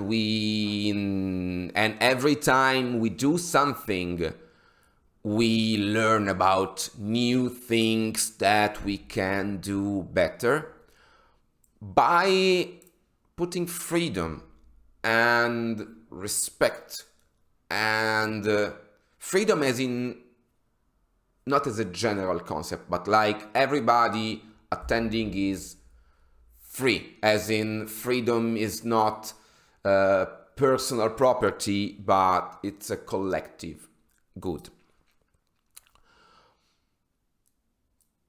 we found that by organizing things that way, which is not for our individual profit or for the individual or for the profit of a small group, we actually found that the stuff that we do is sticking, that people are starting, like when our joyous temporary autonomous zone, our bubble of video games and utopia bursts, we are seeing that that tiny sliver of utopia still lives in the minds of the people that attended, and works towards our goals. Because we have seen, by doing things this way, we've seen people finding new friends and starting to make video games. We saw people that had skills meeting people with the ideas. We saw people that were usually not into video games starting to go on Hitch and starting to follow all of the developers that came. By the way, I was forgetting a very big detail. At Zona Warpa, we also have a showcase area where everybody can show their game, and that as well is free. Because another problem we have in Italy is that all of the major video game festivals are very expensive if you are a developer and you want to show your game. So we observed that even though it's a little harder to organize a party in this way, by choosing our means as our goals, so we want freedom, we need to use free software, we need to use, we need everybody to be free at the party, we want equality, so we need to be accessible, and so and so and so. We found that it really is true. When the bubble bursts, when the party is over, when the temporary autonomous zone fades away, what you build is there. And former strangers are now friends, and people that were maybe disillusioned about life and say, okay, we are living in the best possible world, and we just have to suck it up. Start saying, no, you know what? We had nothing there. We didn't have fancy sponsors. We didn't have fancy clubs, but we were all happy, free, and enjoying video games. Oh, then we can do it. So I really think that we can let this line of reasoning, the line of reasoning behind the temporary autonomous zone and the anarchist concept of means as an end, we can really unlock the most subversive power of video games and get back to having video games as not as products, but as works of art, of the mind, and works of art capable of inspiring unity and change. Thanks again. I'm sorry for my English. I hope I made some sense to you. I also have some. I also prepared some images of what these are all pictures from last year in Milano and Rome. We also had other parties, but I just have these pictures on hand right now, and this kind of happiness stays with you. This kind of togetherness can inspire you be beyond the actual party, and this kind of sharing of knowledge and also network in video games can have a huge effect and can boost your goals in a lot of ways. Thank you very much. My name is Fabio Bortolotti, and this was my talk. Thanks a lot for inviting me, and I hope to see you soon in real life. Of course, if you have any questions regarding this, I will leave my email and contacts, and I would be happy to discuss this and to share everything we learned by organizing this. Thank you very much, and see you soon. Muchísimas gracias, Fabio. La verdad que en Ars Games adoramos lo que hace esta gente, hace Fabio y todo el colectivo de Zona Huarpa. Le tenemos mucho envidia, mucho respeto. Creemos que hay una sintonía, una sinergia con lo que ha sido el proyecto Ars Games desde que nacimos, ¿no? Y Zona Huarpa muestra cómo el potencial subversivo del juego, cómo es capaz de construir una comunidad de intentos, una comunidad de afectos, una comunidad en donde experimentar con el medio, por lo tanto romper estos límites, ¿no? El videojuego al final todo el rato va de esto, de romper límites de juego, límites tecnológicos, pero también límites de entendimiento de lo que se puede hacer y no se puede hacer. Y en ese sentido el arte, como el arte que hemos visto en los proyectos de Felipe Weasson o en general los proyectos más marginales que estamos presentando en la sesión de hoy, demuestran cómo es esencial este tipo de experimentación para poder superarse y superar el medio, para poderlo redefinir. Y esto también es importante porque hace entender, yo creo, que el videojuego, antes de ser medio de producción, antes de ser consumo, es arte y es cultura, es experimentación cultural y artística. Y es desde ahí, y entendiéndolo desde ahí, donde lo podemos plantear también como espacio de derechos sociales, derechos digitales. Sin entenderlo como arte y cultura, es imposible entender ese espacio de derechos que estamos abogando en jornadas como eso. Por eso es tan importante reafirmar el marco y el potencial cultural, artístico, experimental que tienen los juegos, porque es de ahí donde realmente podemos impulsar un pensamiento en términos de derechos en torno a todo el medio y a las personas que lo componen. Así que muchas gracias, Fabio, y por todo lo que hacéis.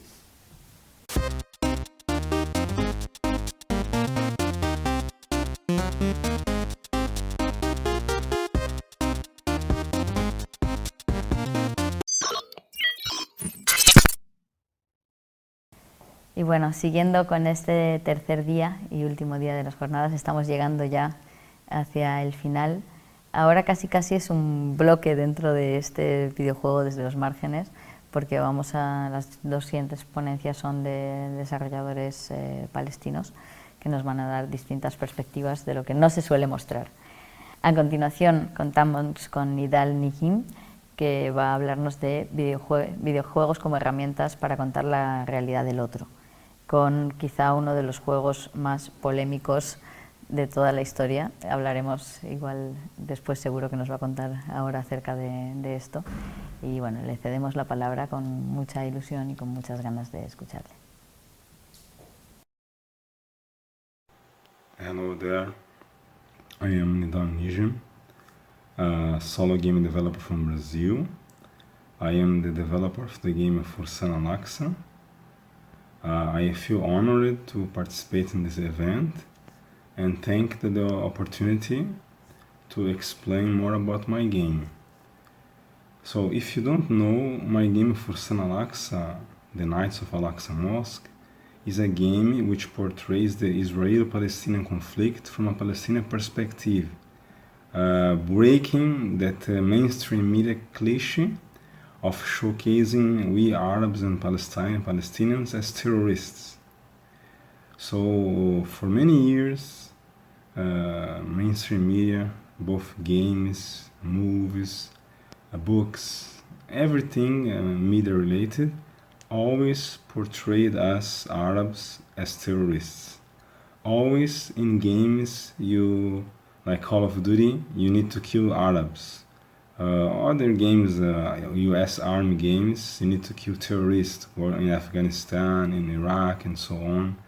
So always, we Muslims and Arabs, we were the target, like the evil guys on games and movies as well. And if something very important to note that games are very important form of media, and it as well contributes to create stereotypes as well. So in general terms, today many people play games, adults, children play games, adults play games, teenagers play games.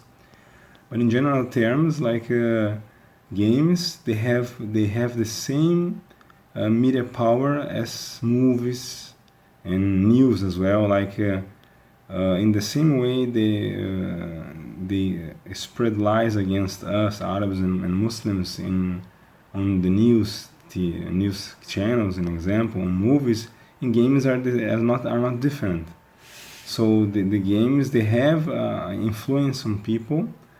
At least to form opinions. Say, get someone who plays a war game like Call of Duty or other games, so he will have on his subconscious that idea Arabs terrorists, like they make this association, Arabs, Islam, and terrorism in games, in movies, etc.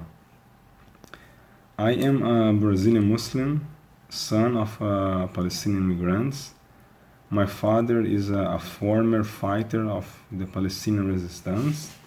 So the Palestinian cause is with me since I was a kid. And since I was a kid, I liked to play games. And my father as well always encouraged me to learn, because he knew since many years ago the importance of video games. So he encouraged me to learn, to study, to reach come someday, inshallah, God's willing, on which I would be able to create a game to break this template. Like a game to go against the mainstream media. And now, after many years, I finally realized my dream, and you have Fursan Al-Aqsa on Steam, published on Steam, my game Fursan Al-Aqsa. What I can say about like whenever you make a game like this, is a very controversial matter, a very sensitive topic. So of course, you have many people that will be averse of my game, but this is simply a hypocrisy. Like why any game on which you can kill Arabs, like any game, any war game on which you have the USA superhero, whenever you have any figure, military figure which is not an Arab, is fine. So whenever you flip, you invert the actors, it is terrorist propaganda, you cannot do this, you cannot do that. Oh, this game is anti-Semitic, like against Jewish religion, and so on. Before entering on the controversial part of the game, about the development itself, yes, this is a long life dream for me, and took many years to realize this dream. Like here in Brazil today, with the advent of internet and so on, we have many courses, university that teach game development, game design, and so on. In my time, whenever I began this project, then in the early 2000s, we didn't have even YouTube. Like it was very hard. The only access I had to materials to study was like purchased from eBay, like websites, like CDs with courses like game programming, animation, 3D, modeling, and so on. So it took many years for me to learn everything needed to create this game.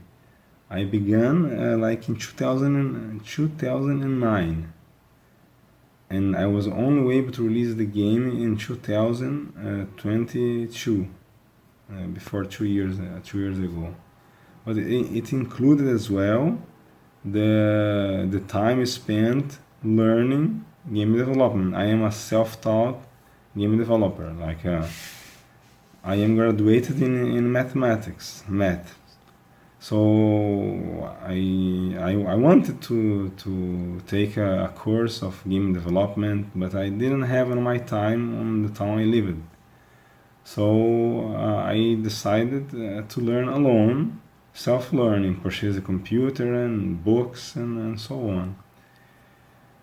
So it was very hard for me to develop this game. It was very challenging for me, but like since this is a long life dream for me and a very important thing for me to do, so this gave me courage, and I did not give up. So I continued going on, studying, until I was able to develop the game and release the game on Steam. So the reception was excellent for the players. Like many players, if you see my game Steam reviews, many players say like it's very good to have a fresh, brand new perspective in the game. So it was something that the gamers, they did not know they needed this. Whenever I present to them, they enjoy it too much. So the players' reception, praise be to Allah, was excellent, perfectly. Today, my game reached 10 out of 10 stars review on Steam, overwhelming positive reviews on Steam. So it is a good sign that players are loving my game, enjoying my game, and even after 2 years from the release, there are many new players buying the game, playing the game, commenting on the Steam, making YouTube videos, and so on. So I'm very happy with the reception of players towards my game. As I said, they loved the game. It was something that they did not know they needed to bear this. And about the game itself, it is a mix of third-person shooter and first-person shooter.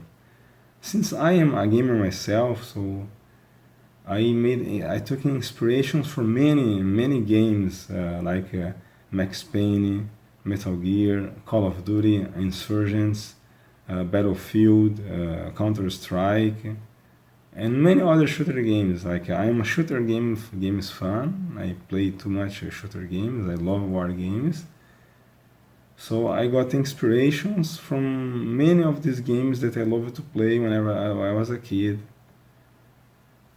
And another thing about the game itself. Yeah, so the game has 2 versions as well, classic and remake. Because whenever I began to make this game, I was using Unreal Engine 3. So whenever I released it in 2022, graphically and in technical terms, even though the game is very fun to play, it was a bit outdated compared to other games on Steam. So right after I finished the game, released the game, I decided to make a new version of this game, which I called Fursan Al-Aqsa Remake, using new technology, Unreal Engine 4, with better improved graphics, improved gameplay, physics, because I learned too much. Since I learned too much during the development of this game, I knew I could do something better now after I released the game. And then I kept working on this, and in 2023, 1 year after, in January, I released the first mission, the first content of Fursana Remake, the new version of the game, and the reception was even better than the classic version. And I'm still working whenever I have some free time, because I need to balance my personal life, my family. I have got a little dog as well, my job as well. So now actually I'm not having too much time to work on my game, but I'm still working. I still plan to release new content, new missions, new weapons. I'm working constantly. Just to go see on Steam page of my game, you can see I always interact with players, respond them, I answer the reviews, the comment, question. I'm very active on Steam, always giving support to my players. And so that's I can say about the reception. Excellent, more than what I expected, the players. Okay, so now let's go to the controversial part of the game. Something which I realized as well, that there's too much hypocrisy in game media, especially gaming media. Fursana Laxa is a very solid game, a very fun game to play.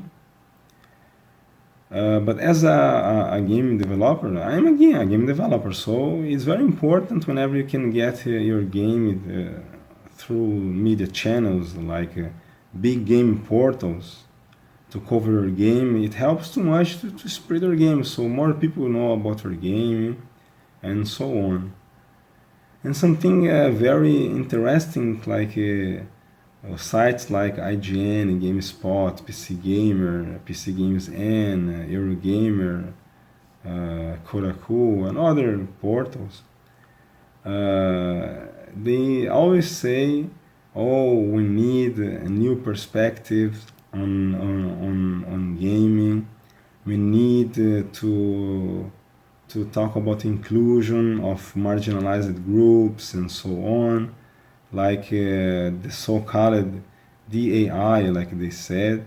I do not want to enter into much details about this, because this is as well another very controversial matter, a reason for many fights on the social media. So what I have of controversy from my game is enough. I do not want to enter in other controversy. But just summing up, this what they call for inclusion is is too much hypocrisy, because my game is exactly what they say they need to defend. Like they said, we need new perspectives, we need kind of protagonists, we need to tell histories, new histories. So we need to break the standard we have on gaming on gaming media. That's what they calling. But my game is not included in this. Like, no, this is terrorist propaganda. So you see the too much hypocrisy. Like they are like controlled by remote control. Like inclusion is underlined, like under something what they consider as correct, as what they consider that should be included, but it's not indeed inclusion. So, okay, like freedom of speech, like the freedom of creativity, like is more correctly. They say like that people in games, in art, like let's talk about art, let's focus about art. Games are art.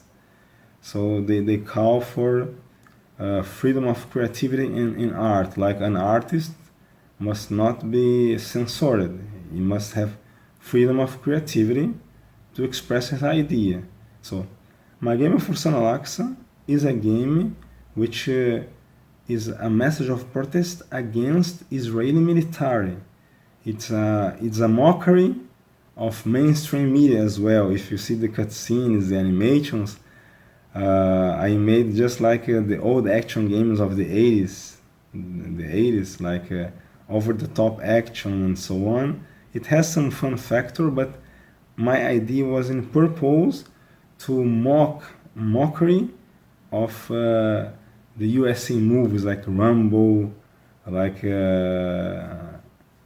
all this guy, like the superheroes, the military movies about the USA military, all these movies that they use it to mock us Arabs. I made for Sanaxa the exact opposite, like a Palestinian super Rambo killing Israeli terrorist soldiers. They are terrorists.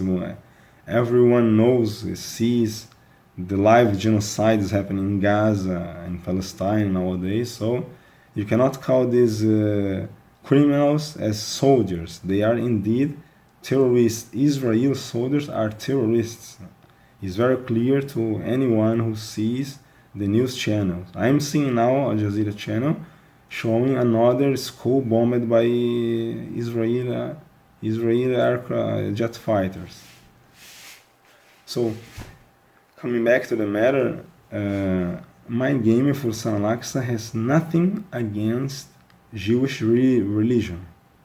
There's nothing, there's no religion on the game. The only thing I added some Islamic elements on the game narrative, on the games, like whenever you play, you see a game over screen. Congratulations, you became a martyr, an example. The game protagonist screams Allahu Akbar, God is great, and other Islamic phrases. So the only thing about religion on Fursanaksa is some Islamic elements, only this. There is nothing of mockery against Jewish religion. So whenever these pro-Israeli groups began to accuse my game that it is terrorist propaganda, anti-Semitism against Jewish religion, it is a blatant lie. There is nothing on my game against Jewish religion. Okay, so coming back, so why my game cannot be considered as a work of freedom of creativity? So why these portals that they call for inclusion, they do not include my game? Why? They fear backlash from Israeli authorities. They fear backlash from pro-Israeli groups. So they are not neutral. They cannot say that they are supporters of inclusion and freedom of creativity if whenever they see my game, they do not. First of all, I'm not saying that my game needs the covering or the media coverage from IGN, GameSpot, and other sites to be a successful game. Praise be to Allah, my game is already a successful game without this media coverage. But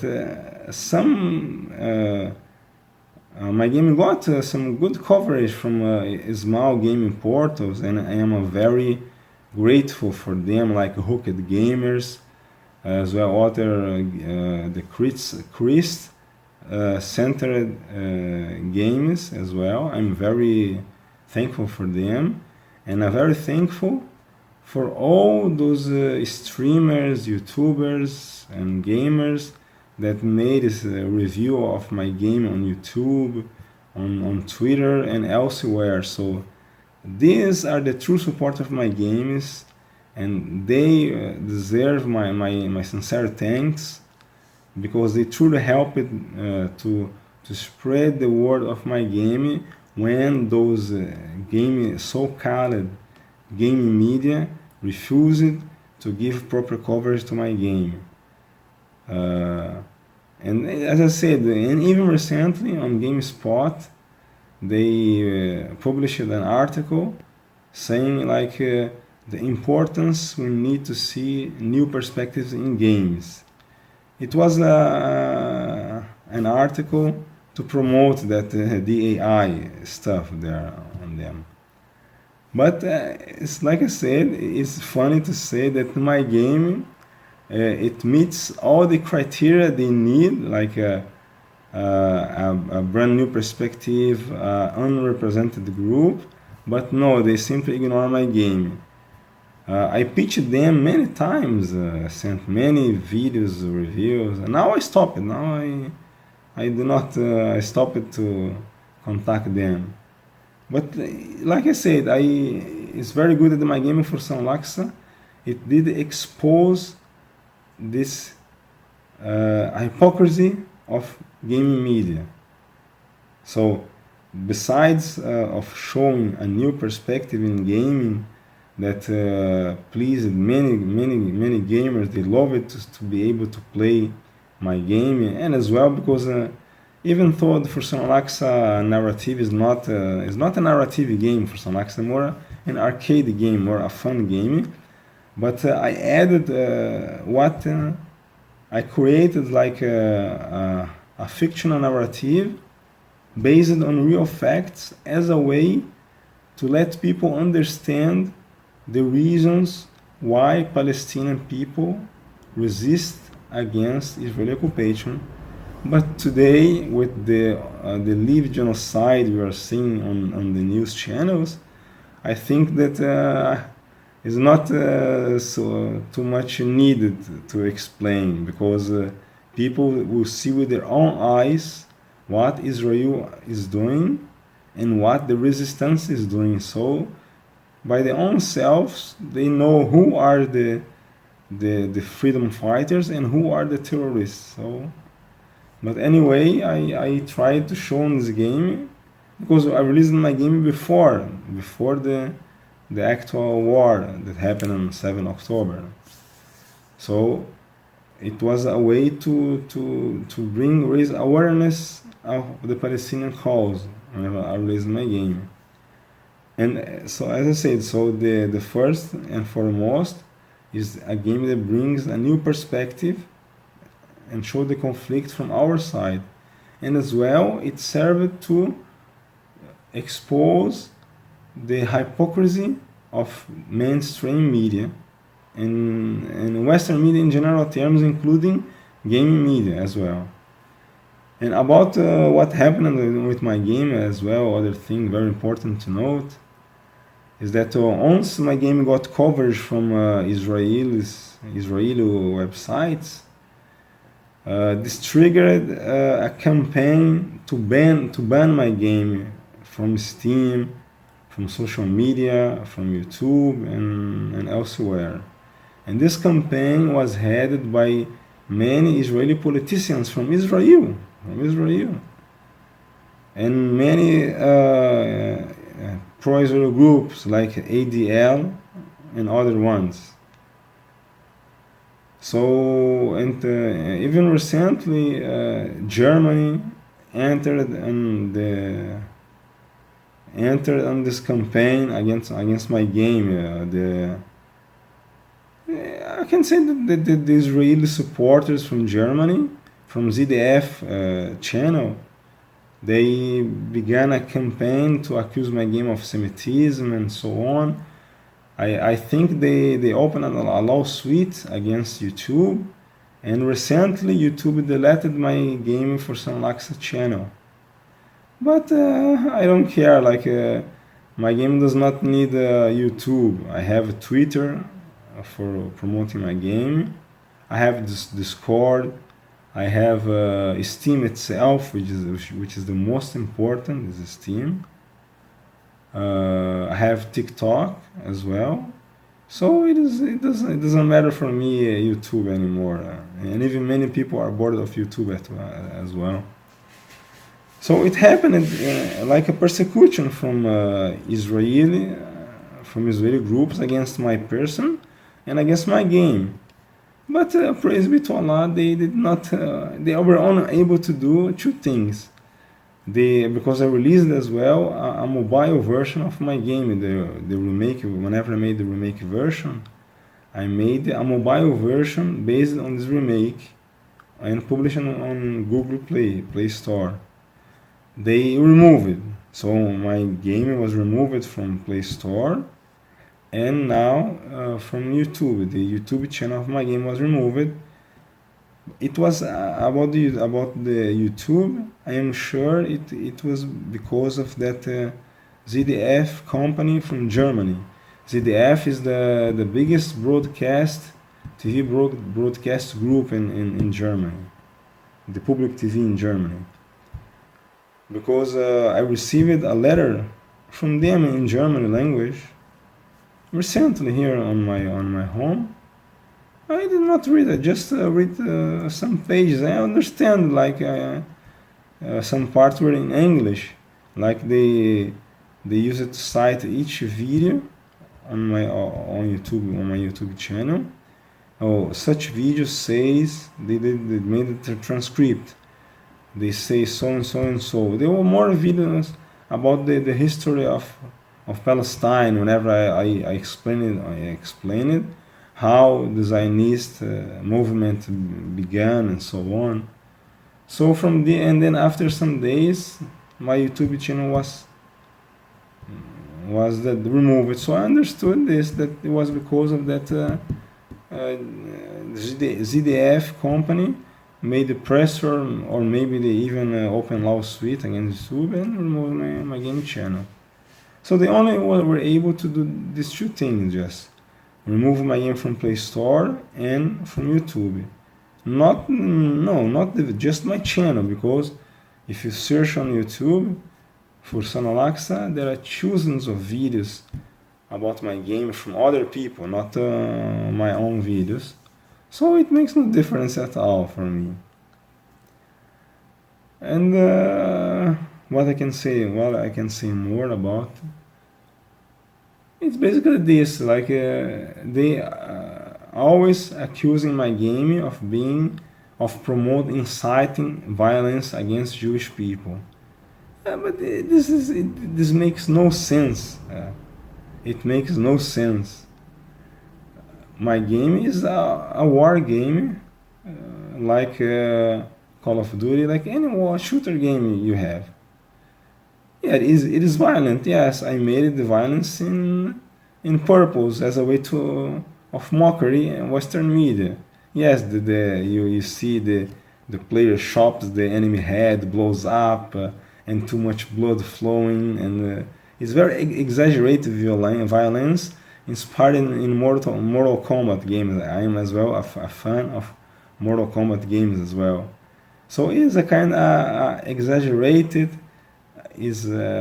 violence, which is not realistic, it's not natural. So it's meant to be fun and to let players have fun. So why did they don't ban Call of Duty games? Why did they don't ban Mortal Kombat as well? If they're going to say that my game invites violence, so every other shooter on Steam invites violence. Recently, 6 Days in Fallujah is available to play on Steam as well. It's a game that showcases the so-called bravery of USA soldiers in Iraq. So if they something good of Steam, I am always be forever thankful for them. I'm not saying that Steam, that Valve company, agrees with the master of my game. I'm not saying this. But I'm saying that they do support freedom of creativity for creators, we game developers, and about the customers, the players.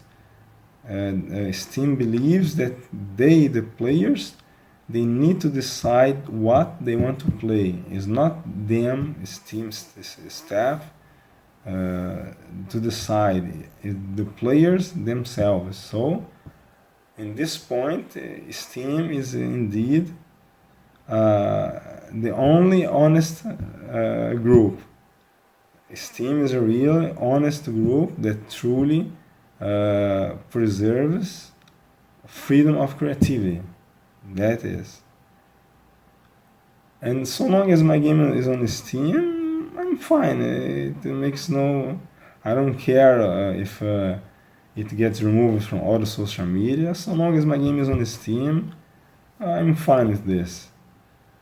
And let me see, because I'm making this video without a script, like no script. I'm just talking by my mind. So let me think what more I can talk about my game. So I'll talk about the development, the players' reaction, and the controversy over my game. So and now the closing words, what I can say is that another time I thank for this opportunity to talk about my game, to present my game.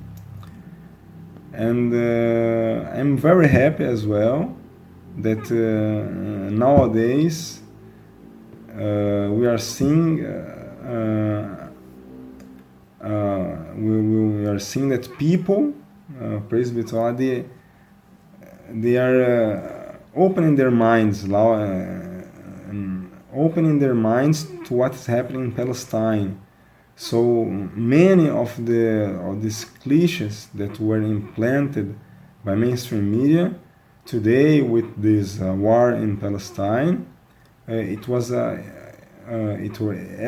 changed. Now people are seeing by their own eyes who are the real terrorists, who are the criminals, and who are, and that they are seeing that we, Palestinian people, we have our rights to resist, to live a life of honor, a life of happiness. We Palestinians, we don't fight to die, we fight to live a life of respect, honor and happiness. La verdad es que es muy emocionante, ha sido súper emocionante escucharle, seguramente estáis todos igual. Bueno, a mí me ha conmovido profundamente que alguien dentro de un medio cultural tan potente y tan fuerte como es el videojuego no encuentre una sola representación en la que no es el terrorista, en el que no es el malo, donde está bien que en todos los juegos que te gusta jugar estén matando a personas que son como tú, de un disparo en la cabeza, y a todo el mundo le parezca bien. Incluso me parece brutal que no es que le parezca mal, se divierte jugando esos juegos, defiende que podamos jugar esos juegos porque al final son ficción, ¿no?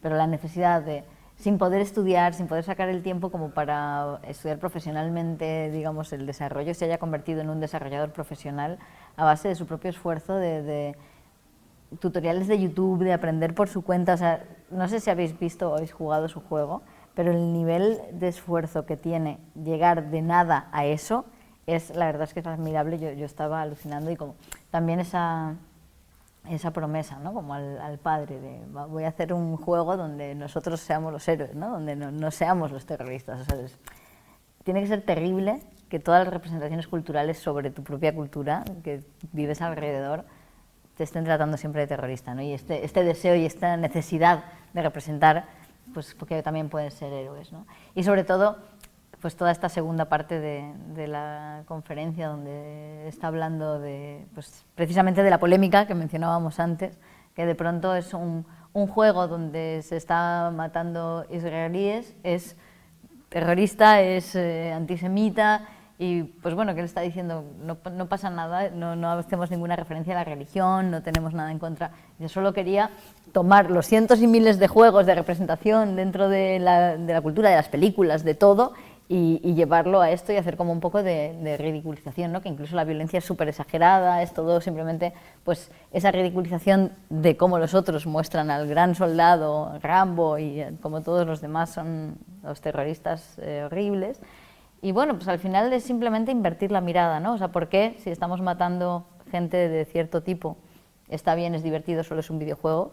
pero si simplemente le cambias los agentes y los elementos, de pronto es todo terrible, ¿no? Y bueno, pues toda esta lucha que veíamos también, que nos contaba Carlos Romero, de la censura, ¿no? Que están sufriendo todas las causas palestinas, que se están eliminando de todas las redes sociales, también la censura que está sufriendo él, ¿no? De que lo eliminen de YouTube, de que haya campañas en su contra pidiendo que se prohíba su juego, cuando en realidad no difiere en nada de cualquier Call of Duty, simplemente están cambiados los elementos, ¿no? Entonces, bueno. Por eso creo que es muy necesaria y algo que nos cuenta en el fondo esta intervención es la necesidad de aportar una mirada decolonial al videojuego, ¿no? Justamente desde dónde se mira, quién es la mirada validada y cuál no es, ¿no? El ejemplo de Knights of Al-Aqsa es un ejemplo paradigmático de esto, ¿no? Cuando inviertes la mirada ya no te vale más. Nosotros lo hemos vivido porque cuando quisimos en una de nuestras exposiciones instalar este juego para proponerlo al público,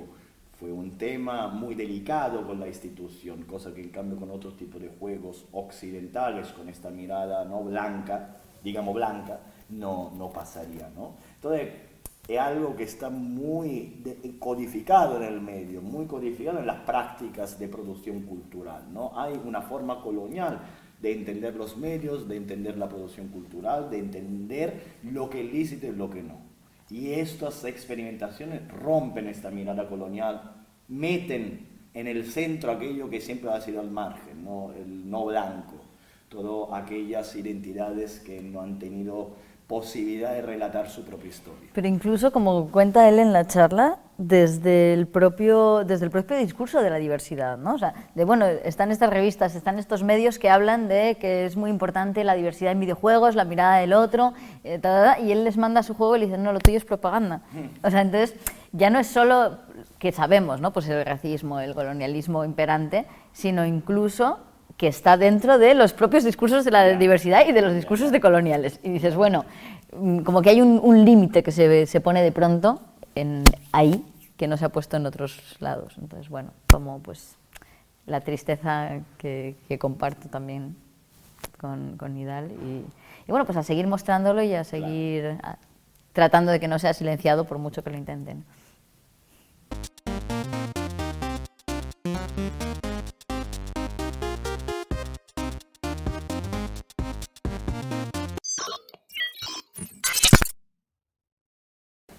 Y bueno, después de Nidal seguimos con Palestina, seguimos con un desarrollador, Rashid Aboudea, que es de Palestina, vive en Cisjordania, en la West Bank. Un desarrollador que nos va a presentar a partir de un juego que desarrolló hace algunos años, el tema de la representación, ¿no? Del otro, un poco al hilo de lo que estamos comentando. Su charla es Lilia Stories, Early Warnings and the Escalating Genocide in Gaza. Y es una charla que se construye a partir de la experiencia de su juego, un juego muy popular para móviles que se llama Lilia The Shadow of War, un juego de 2015 alrededor, que fue muy popular, porque muy bonito y también porque se intentó censurar de muchas formas. Vamos a escucharlo. Assalamu alaikum, hello everyone. This is gonna be a little bit weird talk in a video game conference, but let's start. My name is Rashid Abaida. I'm a Palestinian. I'm a father of 5 kids. I live in Palestine, and I'm a creative director and game designer. I actually started getting interested in games in very young age. I was playing many games, a lot of games, and that was the inspiration for me to learn more about these devices that we play games with. And I get interested in learning more about computers, and I studied computer engineering. I learned how to write software, then I learned how to develop games. After that, I started actually learning more about game design and the theory of game design. And I wanted to make game development as my career, but that was not an easy thing to do.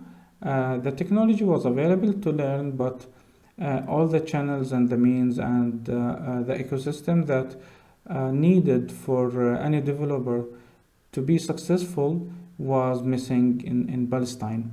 There are no studios, there are no publishers, no way of funding these things. We tried like a couple of titles as a commercial titles, but it didn't work out. That was like very tough for me to realize and understand that that career will not be a successful thing. So I had to give up on that thing and to move on into something different, because we don't have the luxury to fail and the luxury to keep trying when you live in Palestine, when you live as survival. So I had to let that dream go away. But in 2014, the war started on Gaza, and I wanted to make something to tell the world, to tell everyone about the war that was happening there. So I started working on a game called Layla and the Shadows of War. It is a very short game. It talks about the story of a little girl that lives in Gaza during the war in 2014. I worked with a couple of volunteers and it took us around 2 years to develop the game and to release it. We were working in a stealth mode, undercover, without, like, we basically wanted to stay away from everything that could actually ruin our try or our efforts to develop that game. It was released in 2016. When we made that game, we were very careful putting anything in that game, because we know that this game might be banned or questioned because of the content. So we intentionally did not put any political symbol or things like that. But when we released the game was banned on the App Store. Actually, they asked us to remove it from the game category and to put it as a reference on the App Store. And I started talking about that. I was voiceless at that time, but couple of friends and many in the gaming industry started talking about that, and they were comparing the game that I made, Layla and the Shadows of War, which is talking about children and civilians in a war zone, and comparing it to another titles that filled with political symbols and messages. And how come like my game Layla was not published, and other games that contain all of these political things were actually published on the App Store? And that was like a campaign where actually in Twitter for 3 days, and after that the App Store actually agreed to put the game under the game category. And from that until today, we have more than 1.7 million downloads. The rating is 4.9, and we have more than 60,000 reviews. It is released on App Store, iOS and PC. It was also featured on Google Play and was translated to many languages like Spanish, Chinese, simplified and traditional. And the impact was also getting to print media locally and international, and many gaming websites actually talked about the game. Many mainstream media outlets picked the story and started talking about it. The game itself was moving around the world in many exhibitions in many countries, and actually it got like many awards. in different categories. In storytelling, this is the most important things that I was focusing in the game, and also here locally in things that is not related to games, and in the media creative industry here in Palestine, we won an award, and even it was celebrated by with street art in my hometown.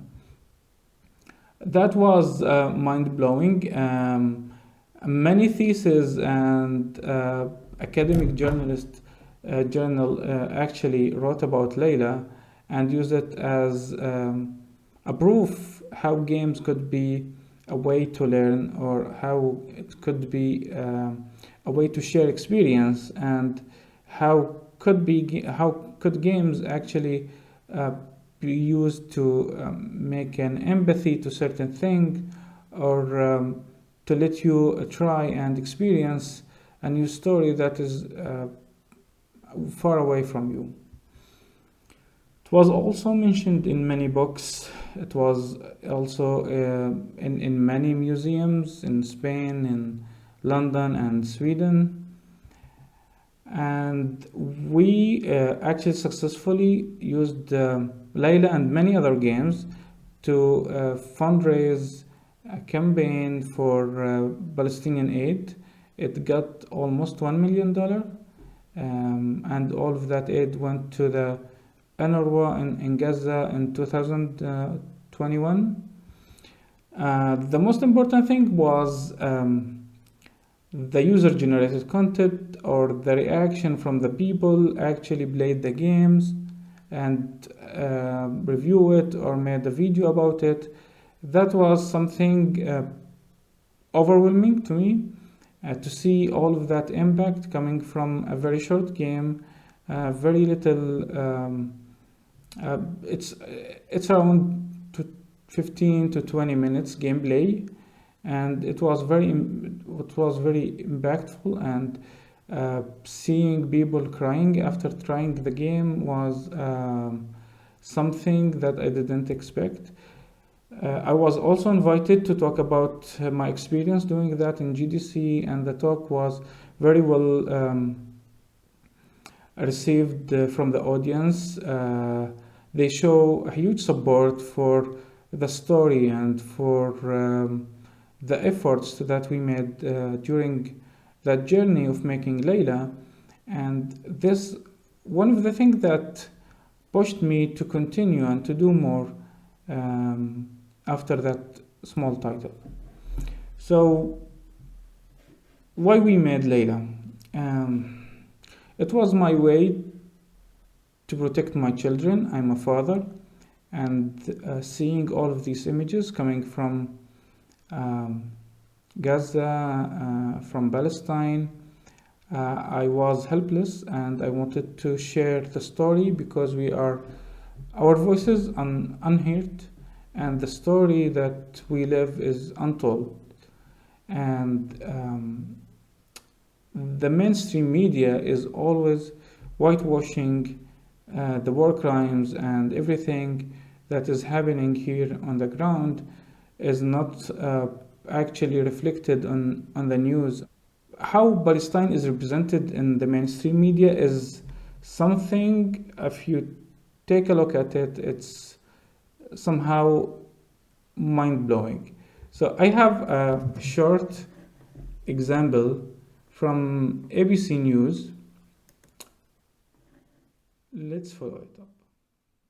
And we take you overseas now to the rockets raining down on Israel today as Israel tried to shoot them out of the sky. All part of the tinderbox, Israelis and Palestinians. And here an Israeli family trying to salvage what they can. One woman standing speechless among the ruins. So this report by ABC News, and the reporter is saying rockets raining down on Israel today, and actually the footage from the video actually showing an Israeli bombing on Gaza, and she's showing like a Palestinian family, and She's talking about an Israeli family, and there's a Palestinian woman. She's actually speechless among the ruin, and she pretend like the reporter said like these are an Israeli family. So after that, there was many talks against ABC News, and they issued a statement. They apologized and they said like that was a mistake. But think of it, is it really a mistake, or is it a scripted report? Regardless of the footage, this is the thing that they want to say. So I don't think it's a mistake in terms of their direction and their orientation about this case. Let's see another example. So this is on Fox News, and the title here, why Middle East neighbors won't offer refugee to Palestinians stuck in Gaza war zone. So this is very weird. So instead of talking about ceasefire and stopping the war, they are blaming other countries why they are not taking Palestinians as refugees, as if it is okay for Palestinians to be displaced from their homeland and to go somewhere else.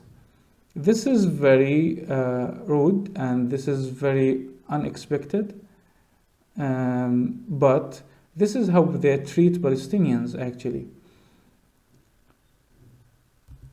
Let's see this. This is a footage shows hundreds of Palestinians looting aid, conveying Gaza, blocking delivery from US pair. So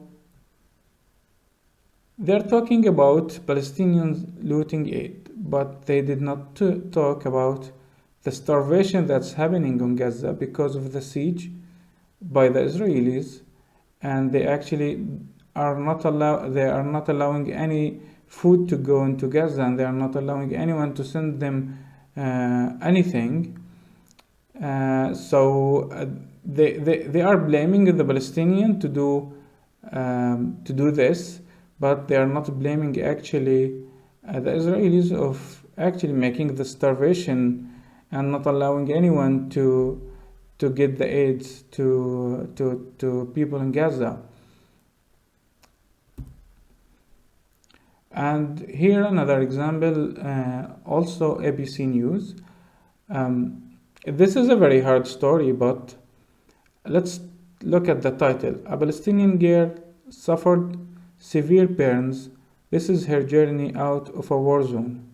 So, okay, it's just a Palestinian girl suffered from burns. But why it was burned? Who burned her? That was not mentioned in the headline. The thing that they also want to mention is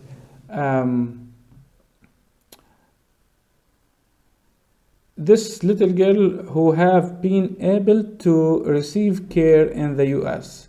So this little girl was lucky enough to go out from Gaza and to receive care from the US. So they are painting a picture of the US that they are giving aid, they are trying to help the Palestinian, but they are not mentioning that the Israeli burned this girl with a weapon made in the USA. So they give them weapons and they burn the Palestinians, and they take some of their children, their birth children, and try to take care of them. How wonderful is that? And this is how the media is talking about that story. So they hide the truth and they show you something actually in their interest and helps their story and helps their narrative. This happened a few days ago. Let's look at the title. A 26-year-old American woman killed in the West Bank. So it's just a 26-year-old American woman. We don't know her name, we don't know anything. It's just an American woman. There is no emotions, there is nothing in the title itself. And it was killed in the West Bank. How she was killed, we don't know from the headline. Who killed her, we also don't know from the headline. But she was actually killed by the Israelis while she was in a very peaceful protest against settler in a village called Beta here in around Nablus. So none of that was mentioned in the headline, and they just make it like a very ambiguous headline where it does not have any emotion or have the headline not pointing any finger to any to the Israelis that made this terrible thing. This is another story also that is on ABC News. So first of all, let's look at the thumbnail of the video, the picture, and then let's take a look at the headline. The headline says, new video shows the moment 3 hostages were taken by Hamas. But the footage, the thumbnail of the footage actually is a civilian, a Palestinian civilian who was injured. They put it on the front of an Israeli jeep and they used it as a human shield. That was happening here in the West Bank, not in Gaza. And they used that image and they used that title, which is a crazy thing from any agency that respects itself to use such thing just to show like if you are not going into that and showing the report, just reading the headline and seeing this awful image, and you will build the story in your head. But actually it's the opposite. Like, this is a Palestinian, this is a civilian Palestinian who is actually injured, and they are using it as a human shield in this awful way. Another title here, 6 killed in West Bank strike and settler attack, Palestinian ministry says. So we don't know how they are killed, who killed them, we don't know. It's not clear from the headline. If we go to the details, at least 5 people, including 2 children, have been killed in an Israeli airstrike. So they are not 6, they are 7, and they include 2 children. How awful is that? Like, using that misleading headline to hide actually the story that happened, and to spotlight that incident of killing children in the West Bank. This is another story, the lonely death of Gaza man with Down syndrome. This is on BBC. It is the lonely death of Gaza man with Down syndrome. If you heard about the story, you know that this headline means nothing. And they tried to fix the headline, Gaza man with Down syndrome attacked by IDF dog and left to die, mother tells BBC. And that also, like, the correction of their headline was also awful. And some of the activists wanted to fix that. An Israeli soldier killed a Palestinian after setting a dog on him and leaving him to die. This is the true event that happened. But let's just imagine how they used a very wide like meaning in these words in the headline. This is 8-year-old Palestinian boy pleasantly surprised he hasn't been killed yet. So this is also a disturbing headline, and this is in November 2012, as if, like, this is just painting a picture that a Palestinian kid should expect to be killed. And this is The Onion. This is another headline on The Onion. Moderate US politician believes Israel should only kill half of the Palestinians. They just taking that as a statement and putting it as a headline without criticizing that, without questioning that, as if killing the Palestinian is something normal. It's okay to kill them, and it's okay to talk about killing them. Now let's move from the mainstream media and go back to games and to see how Middle Eastern represented in video games. So basically we are the villains, we are the terrorists. And here you can see the stereotypes that we usually see in movies, in games, and in many things, as represent the Middle Eastern person as a terrorist or as a villain.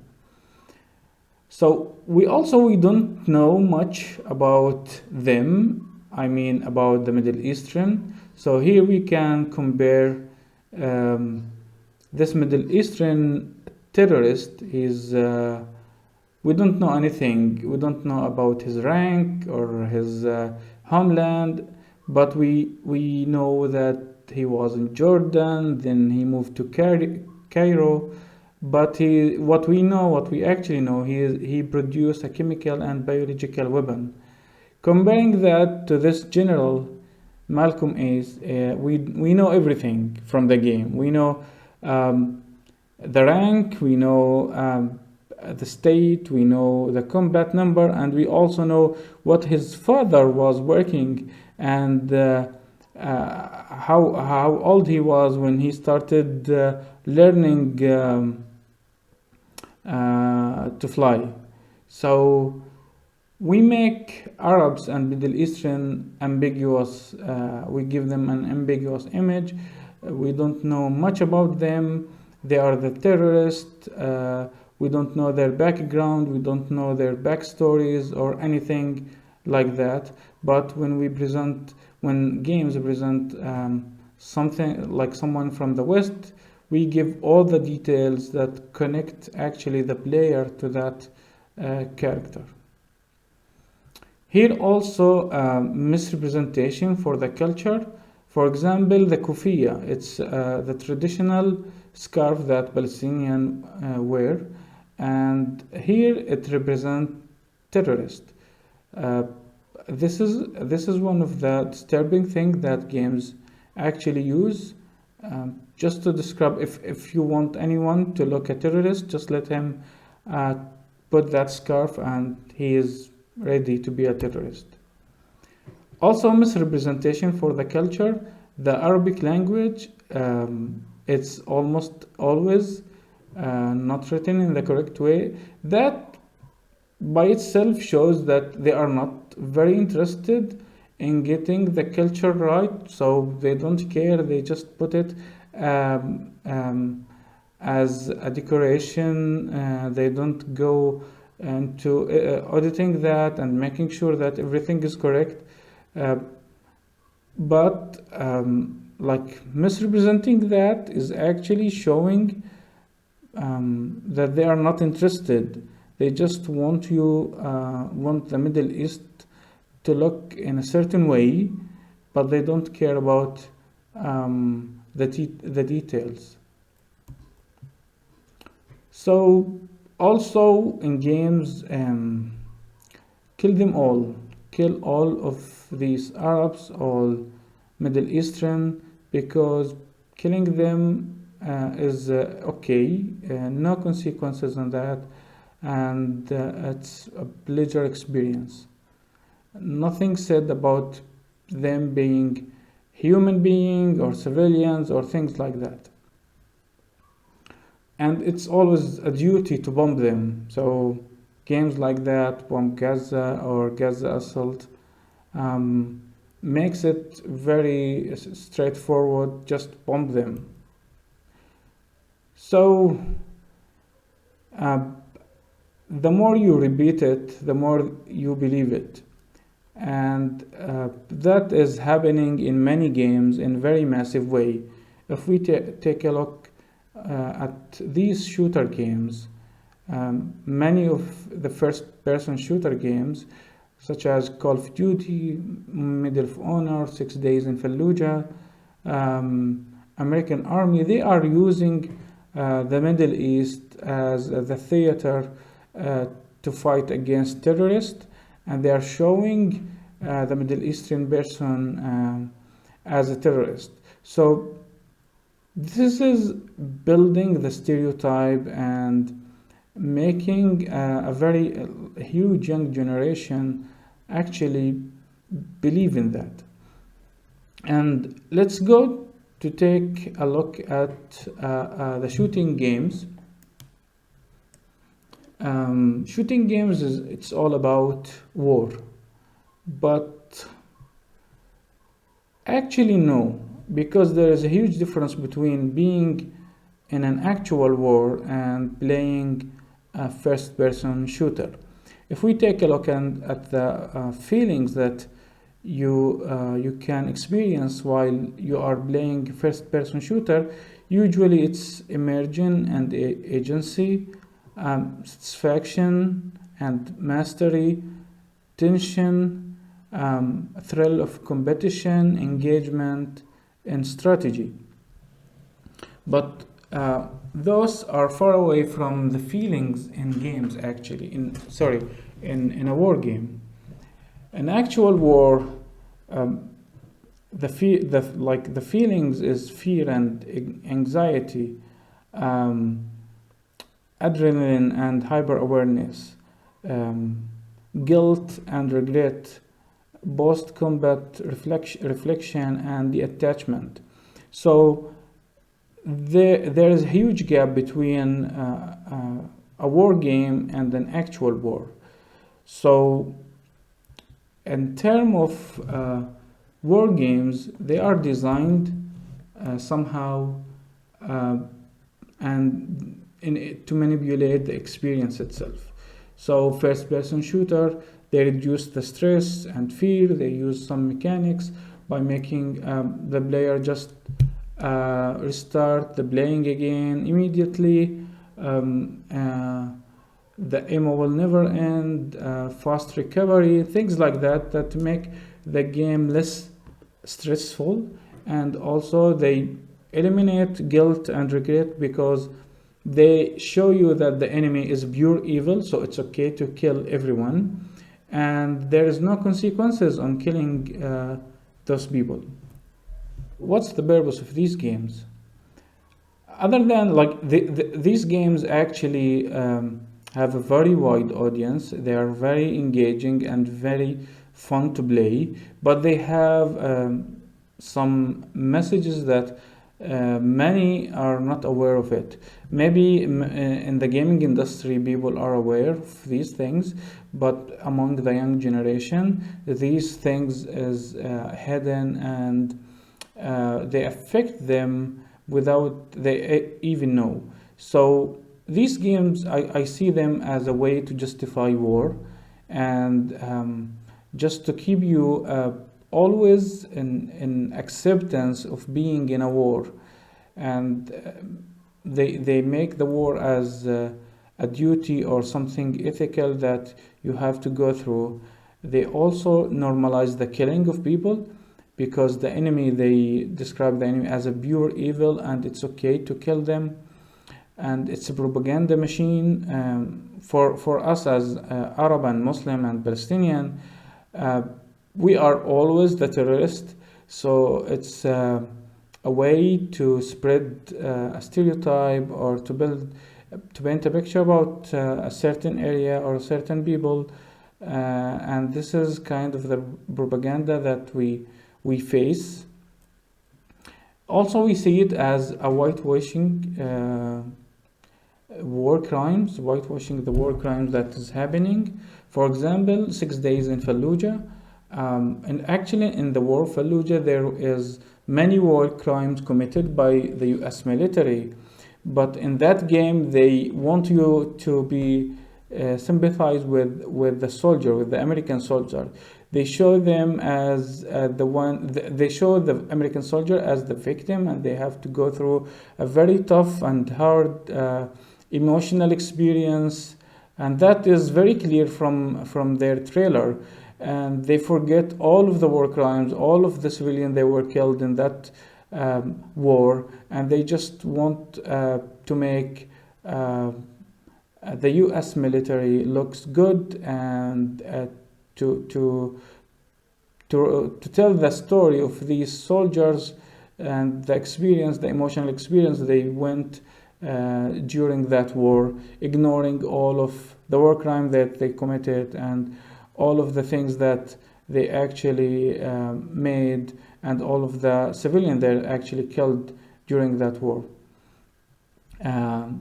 And also these games, this was shocking for me personally, but it's very true. They use these games for recruitment, for the army recruitment, because these games is accepted and have a wide audience among the young generation. Personally, I told you, like, I was getting attached. I picked my career based on playing games. That was inspiring for me to pick my career, and they are using the same thing to influence the kids, to influence the young people by playing these war games to go to military. So they paint the picture of the heroes and the thrill and action that you go through these video games, and make these people, actually the young generation, getting attached to that experience. And actually that, like a game like the US Army, this game was made by the Pentagon as an advertisement for the army, and they witnessed a huge recruitment, a huge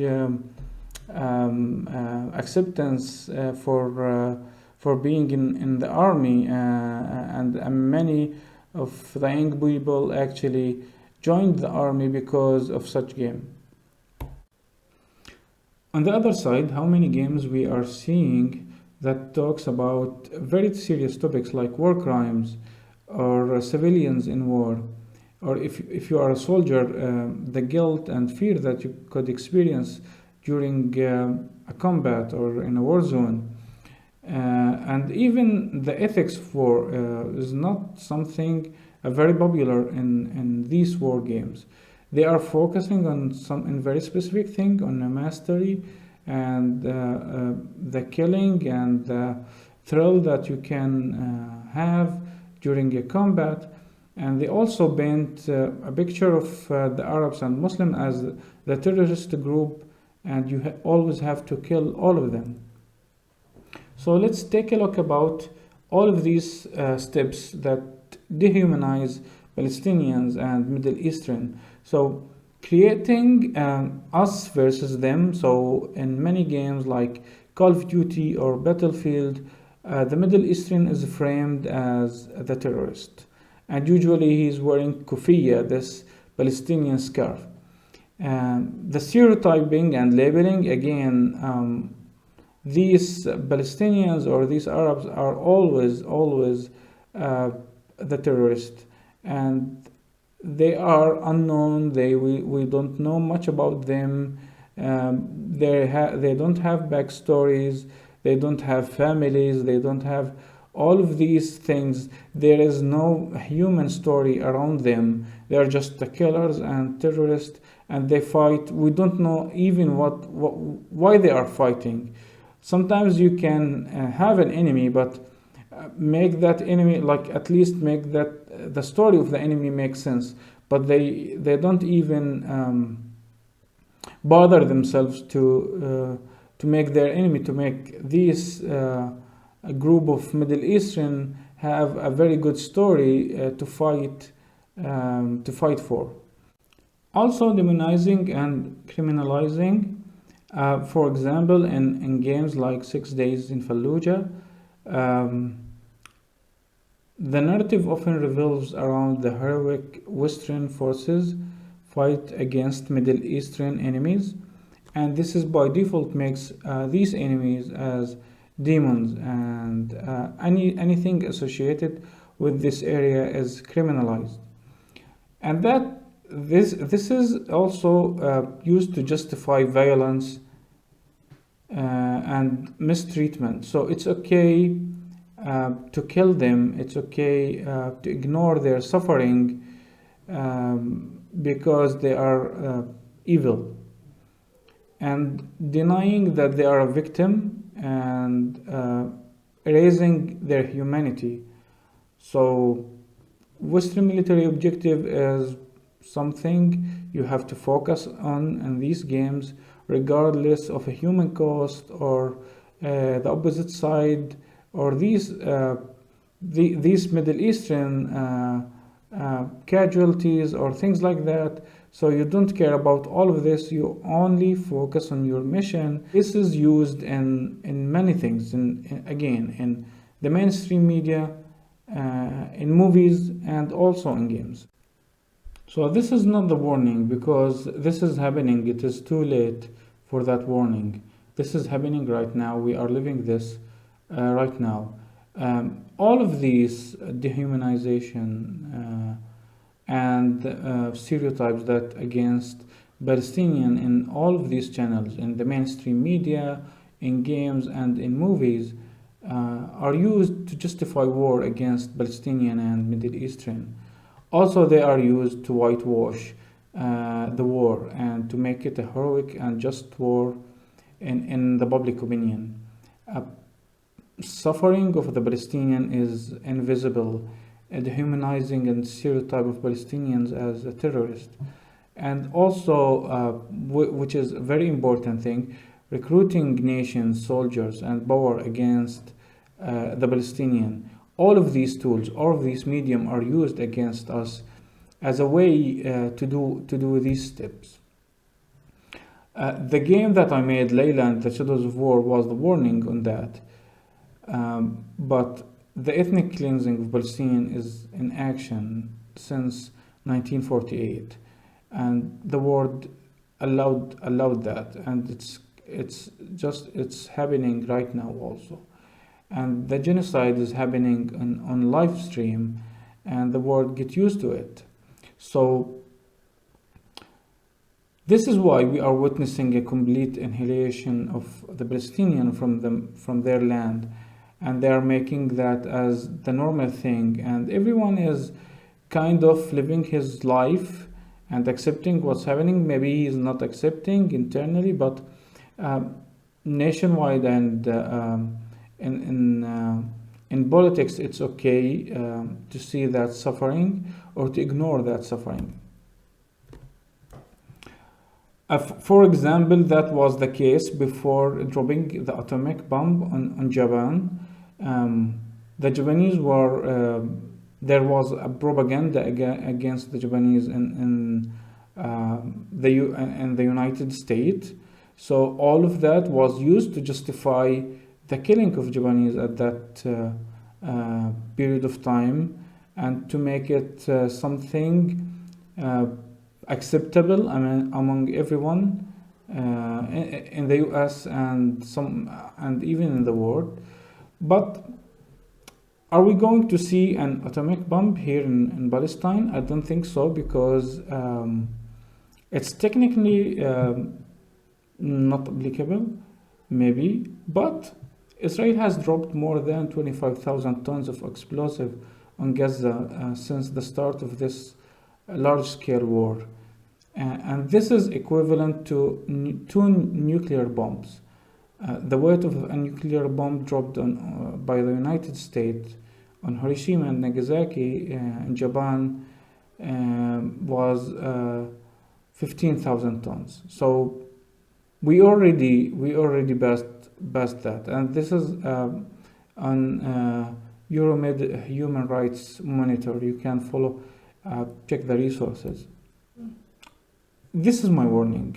If we are now witnessing a failing of humanity and failing of the civilization values that we are living, if we are experiencing that and witnessing that, just imagine what could happen next.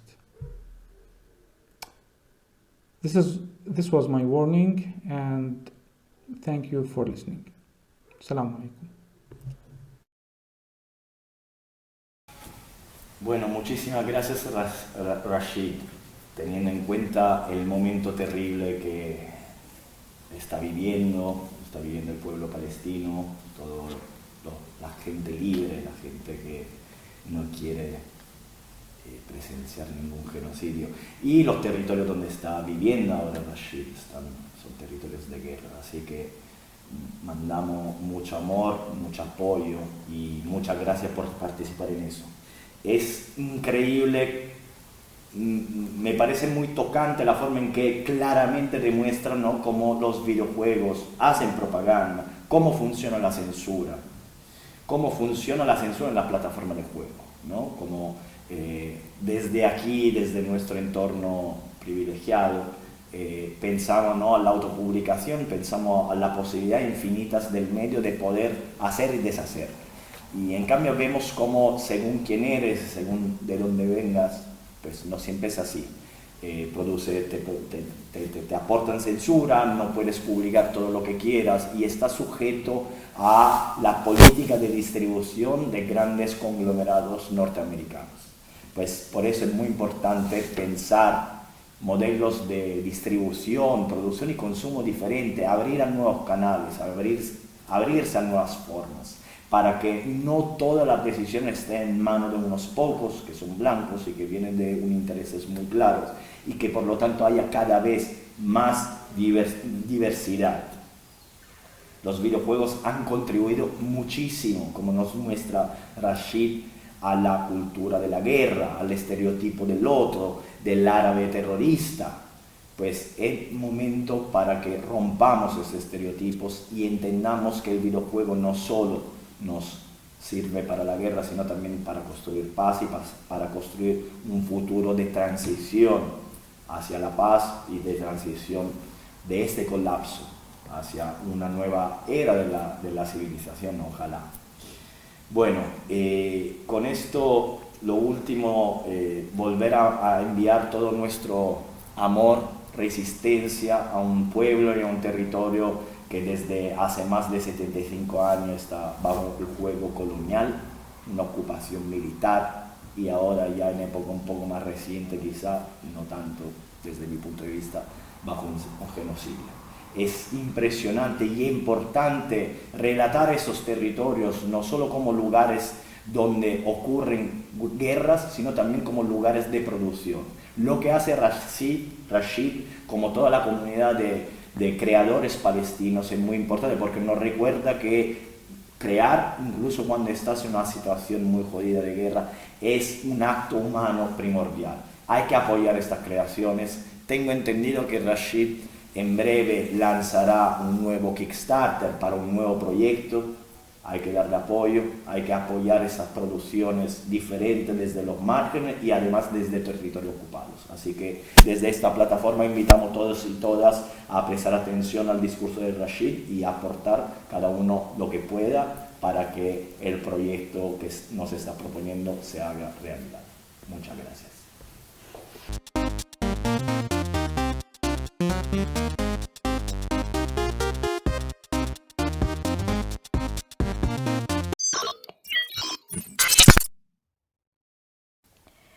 Bueno, la verdad que creo que no podía haber un cierre más emocionante para estas jornadas, más necesario.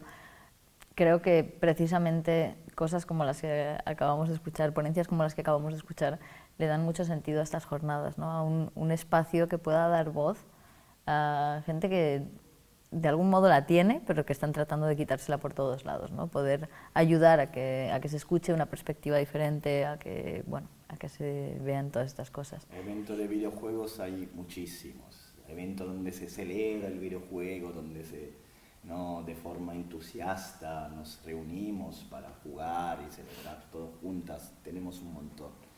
Hace falta también espacios de reflexión donde podemos mirarnos adentro con sinceridad y poder vernos todo aquello que nos guste, todo aquello que hay que cambiar. Y hay muchas cosas, hay mucho camino por delante. Y lo bonito de traer esos proyectos y todas estas visiones es que nos ayudan a plantear este camino hacia el futuro, este horizonte común. Y bueno, muchísimas gracias a todos los que lo hacen posible, porque evidentemente nosotros estamos aquí, pero también está Víctor haciendo todo el trabajo de gestión, de producción, Débora haciendo todo el trabajo de comunicación, el propio espacio del Canódromo donde nos encontramos ahora, el Ayuntamiento de Barcelona, la Generalitat de Cataluña, la capitalidad europea de la democracia, que es el marco también en el que se dan estas jornadas. En streaming, la gente en cámara. Néstor haciendo el streaming, nuestra querida cámara. Como todo, siempre los trabajos son procesos colectivos. A veces hay una o dos personas, digamos, enfrente, pero siempre todo es un proceso colectivo. Y bueno, sobre todo también daros las gracias a vosotros que estáis ahí del otro lado, que nos habéis estado acompañando estos 3 días. Recordad que las jornadas quedan grabadas, así que si de pronto decís, no, estuvo increíble esta conferencia, pues se la podéis mandar a vuestros amigos, estarán subidas en breve. Claro, y también recordar que el marco de las jornadas se extiende y hubo ya algunas intervenciones anteriormente a estas jornadas, como el taller de Twine y de relato interactivo, o como las desconferencias que hemos celebrado en el Canódromo, pero también todavía se va a celebrar algo como el taller de introducción a Godot en G, nuestro querido y amado programa de desarrollo de videojuegos libre y abierto, a cargo de Rafa Laguna, inscripciones gratuitas, pero limitadas, así que si todavía no os habéis inscrito, pues desde nuestra web podéis buscar la forma de inscribiros si todavía hay plazas. Así que eso no termina, continúa, y gracias por escucharnos. Y continúa también en esta plataforma, en el Decidim de Derechos del Juego Digital, donde podemos seguir abriendo debates, comentando, proponiendo cosas y bueno, creciendo, porque es un espacio horizontal, así que invitados e invitadas a participar y a hacer lo vuestro. Con estas jornadas pretendemos no solo llamar la atención de la sociedad civil en torno a los derechos digitales. Creemos que cada vez más las instituciones están entendiendo la urgencia de hablar sobre esos temas y tomar una posición. Después de 4 años, cuando iniciamos, que no había nada de regulación al respecto, ni se estaban debatiendo los derechos digitales en videojuegos, este año hemos podido contar con esta eurodiputada Maldonado, que nos hablaba de las regulaciones que se están impulsando ya no solo a nivel España, con las que contábamos el año pasado, sino a nivel europeo, lo cual creemos que es un gran avance, aunque todavía queda mucho camino por recorrer. En el informe se hace un llamamiento especial a la Comisión Europea para que evalúen más a fondo el problema de las prácticas agresivas y los diseños de juego engañosos, y que evalúe cómo regular las cajas botín o loot boxes. Que habría que hacer un trabajo transdisciplinario desde dentro de los desarrolladores de experiencias digitales, etcétera, para que puedan tomar conciencia que detrás de ese usuario hay una persona y que esa persona está enmarcada en un sistema de derechos. Hemos empezado con la mesa ciudadana del videojuego, donde hemos aunado industria, sociedad civil, academia, en torno a retos que realmente son difíciles y que realmente son incipientes en la sociedad. Creo que estamos marcando metodología de trabajo colaborativo en torno a temas que cada vez más serán centrales. A la vez hemos generado conocimiento abierto para empoderar las comunidades con Baba School de Isicano, donde jóvenes y docentes a la vez han podido aprender cómo a través de un videojuego es posible generar cultura, pedagogía y romper estereotipos. Y por otro lado, con Rafa Laguna, cómo a través del videojuego es posible construir tecnología libres. Podemos ver cómo se establece también este software como un software de referencia para la producción profesional, que cada vez está teniendo muchísimos más usuarios y muchísimo más comunidad alrededor. Por si no lo conocéis, Blood Engine es un motor de código abierto para hacer videojuegos de todo tipo. 2D, 3D, también puedes hacer programas, aplicaciones y de todo un poco. Godot incluye todas las herramientas que te hagan falta para hacer un videojuego, desde editor de mapas, animaciones, editor de código, y al ser de código abierto puedes hacer con él lo que quieras. Hemos establecido como una nueva forma de entender estas jornadas, no solo como un lugar, un espacio de debate, sino un espacio de creación y colaboración. Creo que es un punto muy interesante ver cómo partimos casi de una nada donde apenas se está trabajando el tema a esta parte en la que ya todas las ideas y cuestiones empiezan a sentar, y esperamos que todos los pasos y todo el camino que todavía queda por hacer de cara a las siguientes esté todavía más cimentado.